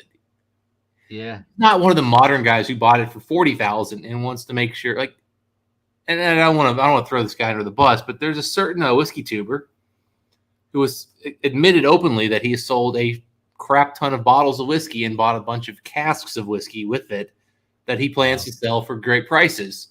Yeah. And I guarantee you, this guy, we'll call him Ralphie, just a random name. Yeah. It's not that it's Ralph. It's not that we're talking about anybody like Ralphie.com. Of course, I am. Who said, like, look, I'm gonna try, sell this stuff, But the reality is, Ralphie wants to make a good price on his investment on those barrels. Ralphie's not trying to screw people.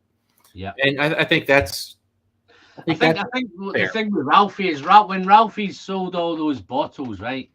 Ralphie's been buying Broras at £45 and all that back in the day. Mm-hmm. He's been buying all these Macallans back in the day at retail price, and they've now gone. I think he's got some fucking Queen Elizabeth commemorative ones that are worth fucking £2,000, £3,000, £4,000 that he paid. He paid something like fucking, I don't know, 45 quid for it or something. So he's got a whole load of bottles. Ralphie's been buying for 40 years, man. I was told at one point Ralphie has over 2,000 bottles in his collection. When I watched his video, he did a video of a little room that he had, and he said he's got 4 of those rooms, and they're in different places and different locations. So I can imagine he's got a shitload of bottles, man. And I can imagine there's a shitload of nice bottles in there. There might be a shitload of Glendronach old revivals in there that he paid £45 for. But the thing with Ralphie is, again, he's decided that he's going to start getting into essentially the whiskey business as an independent bottler. Yeah. He bought a bunch of barrels, and he's going to release them at a quality. He's just done a Glenallachie. He just released a Glenallachie one. Well, he's also been doing picks with distilleries. So there's a combination. He's doing picks with distilleries, and he's bought his own barrels. Yeah. And the thing is, you talk to Ralphie, look, he's going to sell whiskey at a fair price based on today's market. Yeah. But those prices keep going up, and Ralphie's not going to sell those bottles at 2000 prices, not 1990 prices. He's going to sell them at 2022 prices, but at a good value for today's market, which makes him a good guy. Yeah. No negatives here, but he's not trying to fight or buck the trend of higher prices. He's just going to sell at a very fair price at that day's market. And I think it's just the next level for Ralphie's channel now. I think he's getting a wee bit more savvy. I think Ralphie now, when he initially did the channel, it was a case of sitting down, sharing some whiskey, talking about it. I think he liked the fact of going around distilleries and visiting, all that stuff. I think now he's realising the potential. He's got a whole load of money sitting there on bottles of whiskey that is doing absolutely nothing. And he's going to do something with it. And it might keep him busy. It might send him full-time YouTube and all that stuff. Yeah, well, I mean, let's be real. I mean, Ralphie makes enough money on YouTube to make that his full-time job. Absolutely. Between his Patreon and his channel, he does very well. And we all know Ralphie's been passing up stuff. And he's a man he lives a very humble life. The only thing I don't understand with Ralphie, only thing I don't get, is why he doesn't have a freaking amazing car. Because Ralphie's the guy who freaking set a land speed record. The motorbike guy. Car. Like, this is a guy who should have an epic, awesome sports car. It doesn't have to be like a new one. It could be like an old school. Can I tell you, Dustin, here's why I think he hasn't, right? If you imagine Ralphie drew up outside the Good Spirits Company in Glasgow in a Ferrari. Well, the thing is, he shouldn't be driving the Ferrari to Good Spirits. He should take his, Nobody would get it. Regular car. But he should have a cool car for his weekend travel. Again, this could be like a 1985. The guy used to be an undertaker, man. Come on. Jesus he still Christ. Is. He still is an undertaker. But again, he also set a land speed record in Utah on a motorbike. This guy should have something cool for weekend driving. That's all I'm saying. Is he should have a really cool. Why don't you ask him in the chat, man? Ask him in the chat why he's not. Well, he's never in chats. I will say this: I am the only person who's ever gotten Ralphie to make the reference to panties. Because when he went on Roy's channel, I made the comment, "We've got Ralphie, the rock star of whiskey. Women are just throwing panties at him," and Ralphie read that comment and he loved it. Oh, now we've got somebody who needs to be blocked real quick here. I'm not a mod, so mod's killed it. I think Doc's in. I think. Has Doc got it? Well done, guys. I was like, oh my god, block. That's the first one I've ever had.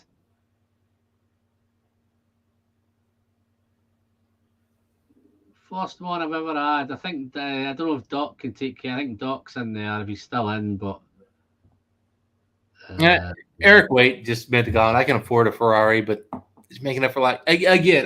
Now, mind you, I don't think Ralphie should get a Ferrari. I think he should just get something like a Camaro for like $70,000 new Camaro. Get it used for like 45. Nothing crazy, Not, and maybe they're more there, but not a crazy car. You just have a really cool, fun car because he's a land speed record guy. He just have some kind of like high-powered something. Yeah, Nick Keynes, you said, you've made it big when the spammers target you. There you go, buddy. Yeah, that's the first one I've ever had, man. Eric, Ferrari's way above what I'm talking. I'm just saying he should have a cool, fun, fast car if he's a land speed guy. Cheers, Doc. Cheers, Eric. If you're not a car person, then don't get a cool car. I mean, that's not a thing. I'm just saying, Ralphie seems like Ralphie's explained to us two interests I'm aware of: cars or going fast in automotive vehicles and whiskey. He should have some cool stuff in both. And he was like, I don't even want to buy a nice car with my money. I'm like, come on, man, just get something decent. Wow. But that Longmorn was really, really nice towards the end there. Very spicy towards the end as well. Longmore's a really good distillery. I wish they made more stuff. I mean, honestly. They do make the 16, but I think the 16 is one of them that's changed. I've noticed the color on that one has gone from dark to moderately not lights. How you doing, Nick? Nice to see you, buddy. Thanks for dropping in. Adult dating. I could do me a bit of that adult dating. What's this one here? Eric saying, Bill the Whiskey Dixie did a great video on NFTs. Yeah, okay. Yeah, Alan and Dustin, if you could only choose whiskies from one region, would you rather choose Islay or Campbelltown?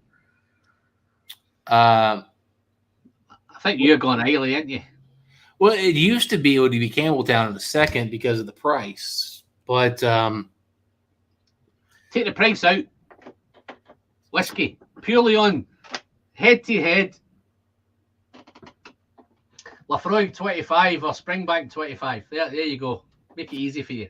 How easy was that, man? That was dead easy, wasn't it? Yeah. Dude, shows like two of my. Well, my purchasing tells me I buy Campbelltown because I've spent $900 on Springbank 25s, and how do you think my wall looks?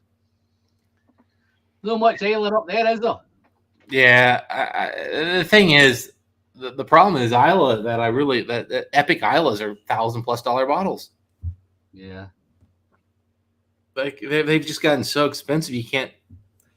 Even somebody with money can't get that unless they're just stupid rich.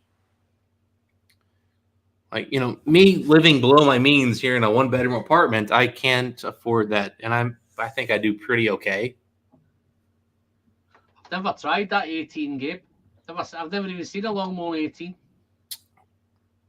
Slightly off topic. Have you had the Tamdhu 18 yet, Alan? No, I've not done Tamdhu because they're too much money, Dustin. Honestly, the Tamdhu 15s, it's anything from Glengoyne and Tamdhu, they're ripping us off at the minute, money-wise. I think the normal Tamdhu 15, for the 15, it's like 75 to 80 quid, I think. Yeah. Is that expensive? The 18's 140, mate. Tamdhu. Oh, I can get it for less I can get you a better price on that right now. Yeah, 140 quid on the Tamdu 18, I think. No, I just saw one for less than I that. think the batch strength ones, no needs batch strengths, they're like 75. I mean, but I mean, I guess my question is, compared to other sherry bombs, is that expensive? What, 75? No, you look at it, it's in the part of a Buna. A Buna's running about that money. All right, so I see the Tamdu 18 for 140 quid right now. Yeah, 140, 18. That's a lot of money for an 18 month.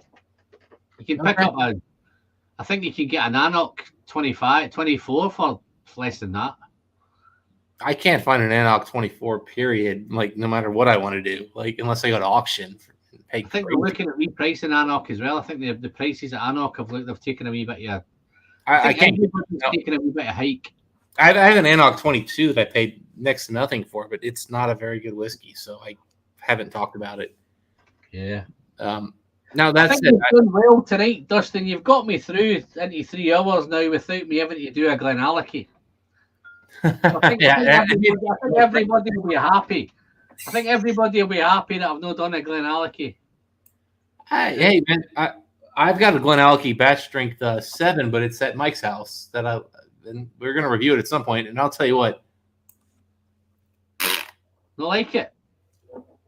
I did the 5, 6, and 7 head to head, and I preferred the 7. Here's the story, right? That makes me kind of sad because I was hoping, because the 7 was like they made the production like massively larger, I was thinking maybe the quality dropped, so I was just gonna be like part of it. I hated it, man. There hasn't been a problem picking up that batch 7. It's been there's still lots of. I'm pretty sure there's still lots of it around. But what I did them. Somebody asked me to do them side by side, 5, 6, and 7, right? Because they're all the same. They're all kind of PX, Oloroso, Virgin Oak, and Rioja. So the 3 of them are the same.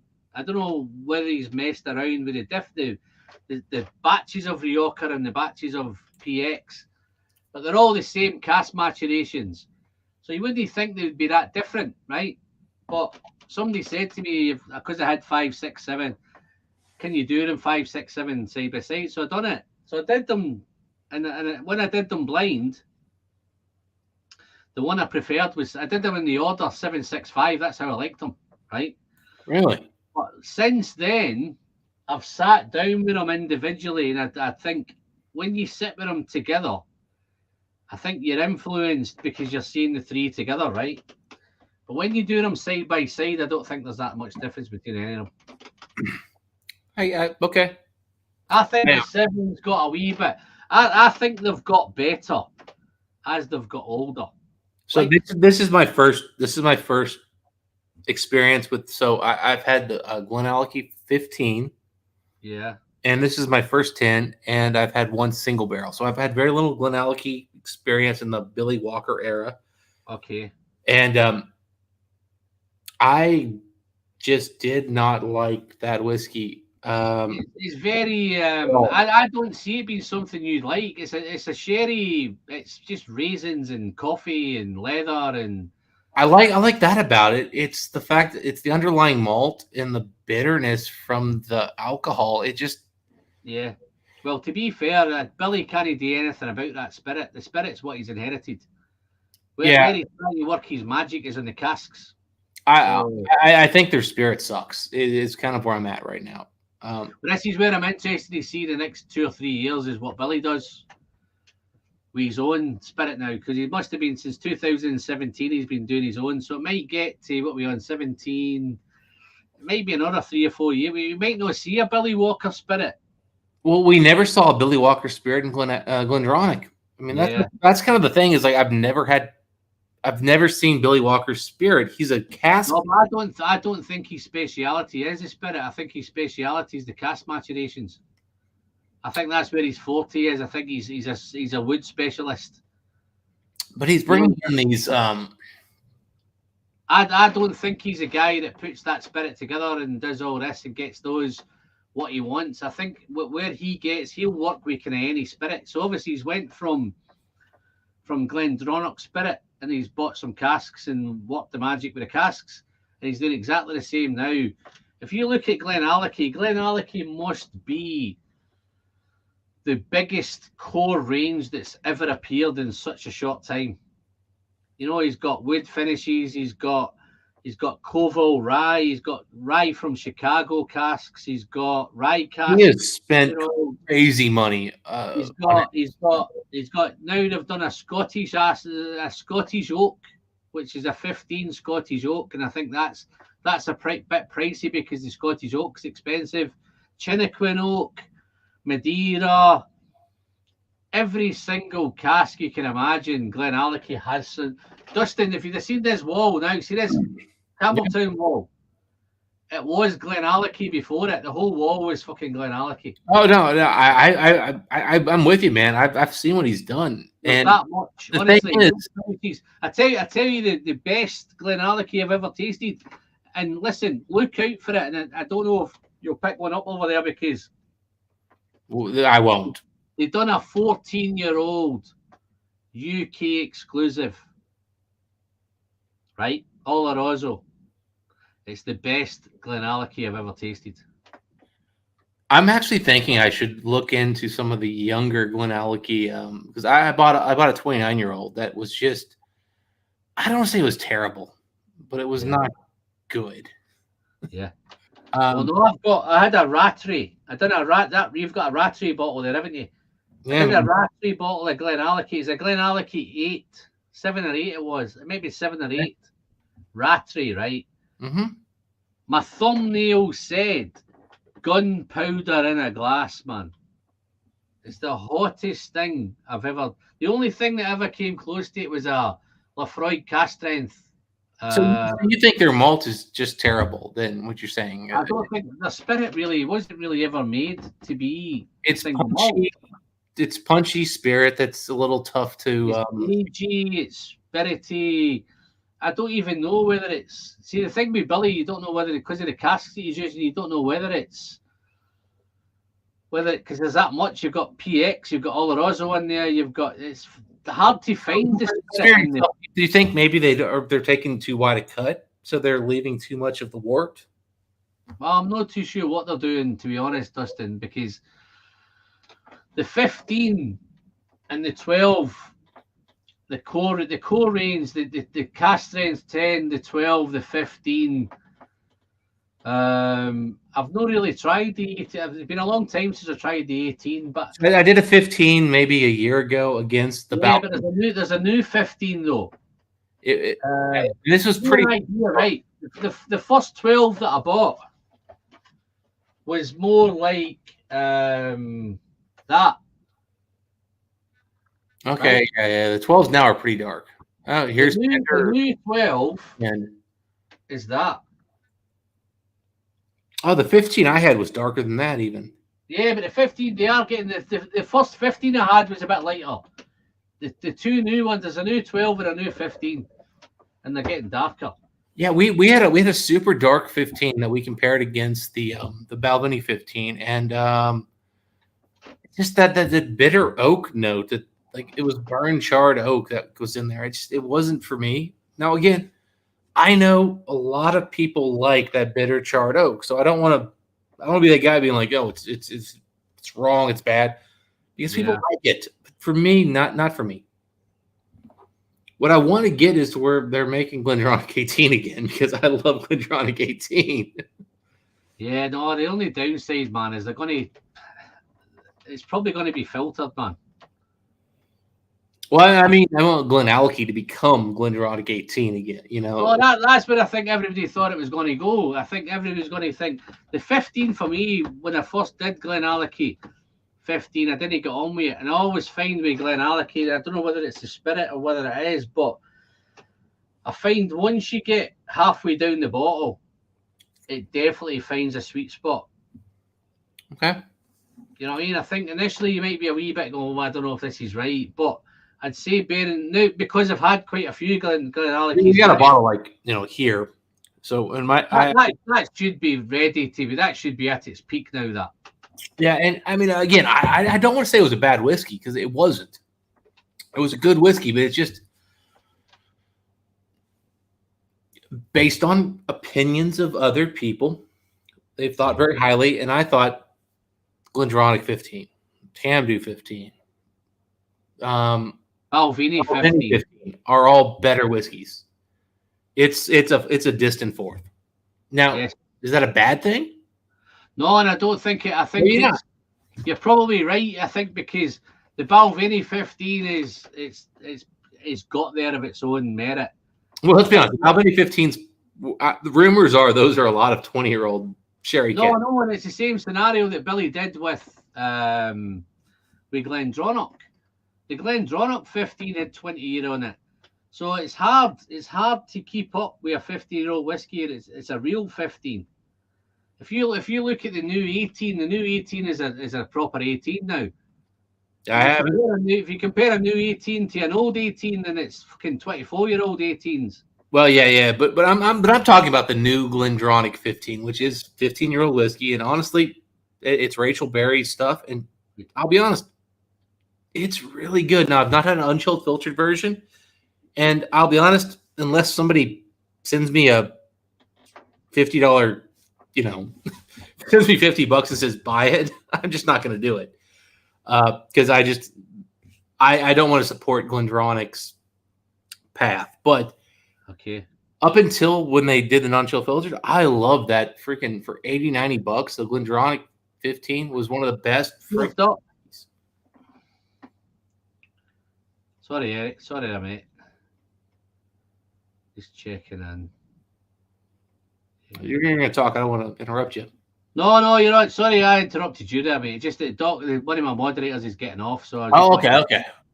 You put your hand up, man. It's your stream. I'll shut up. No. Sorry, buddy. That's I shouldn't have interrupted you there, mate. So you're right. We Glendronach. I think the old 15 compared to Rachel's 15. If you gave me a chance to get either one, I'd buy Billy's all day long. Yeah, but Billy's was 21-year-old. But Rachel's.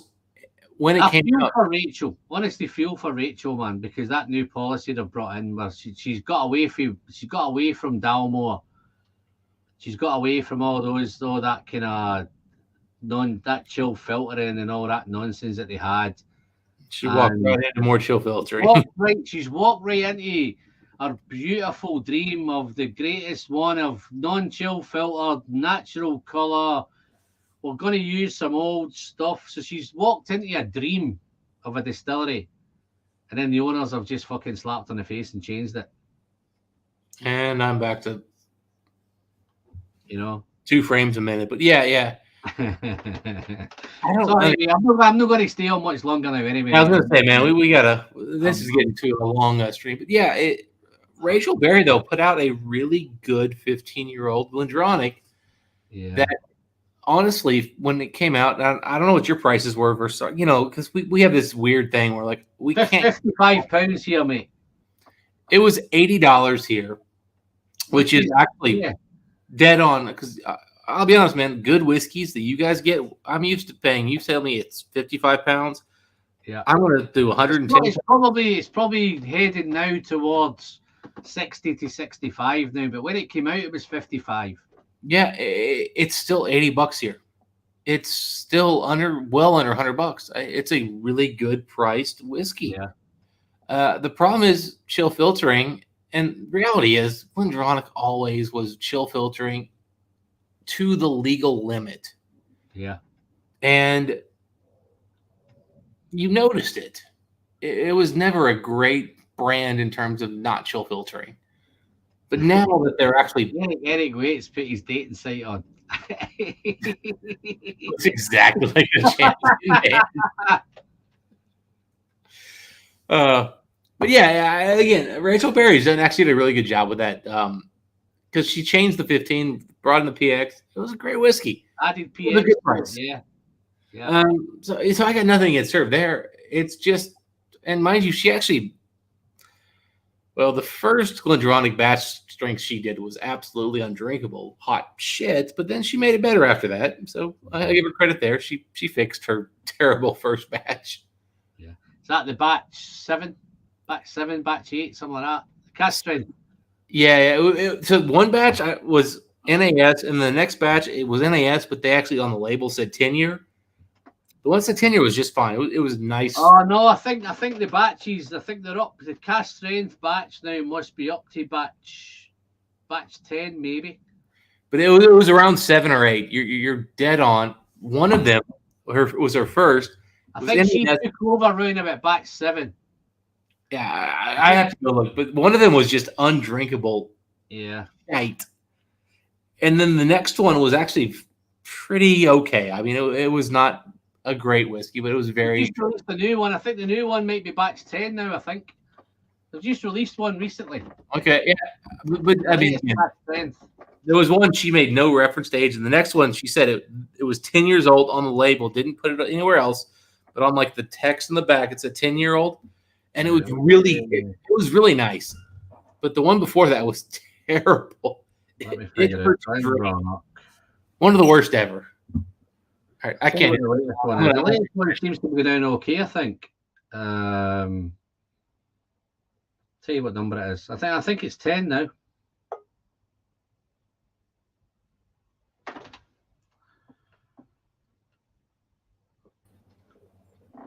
All right, sorry. I couldn't do the whole like me not moving thing. It was weird. God, the tender guy's back again. Jesus. Yeah, batch 10 out now.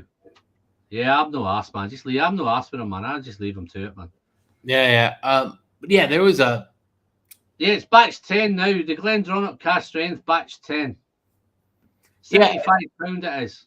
I haven't seen those in a while here, but I might buy another one. Just maximum 4 per household. I yeah, don't think there's a shortage of it. Again, they just put out one batch that was just so bad that I was just like, oh my god. Yeah. But then they figured it out. So I think that's what Rachel Berry's kind of unfortunately being thrown into is here you go. Here's a distillery you've had no say in. Figure it out.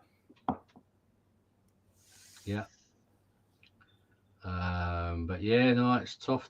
So I think I'm going to wind this up now, Dustin. Yep, I'm about ready to get off here too. Thank you very much for coming in, mate. What time you got over there? Guys, if you've not checked out Top Shelf Whiskey, then have a wee look over.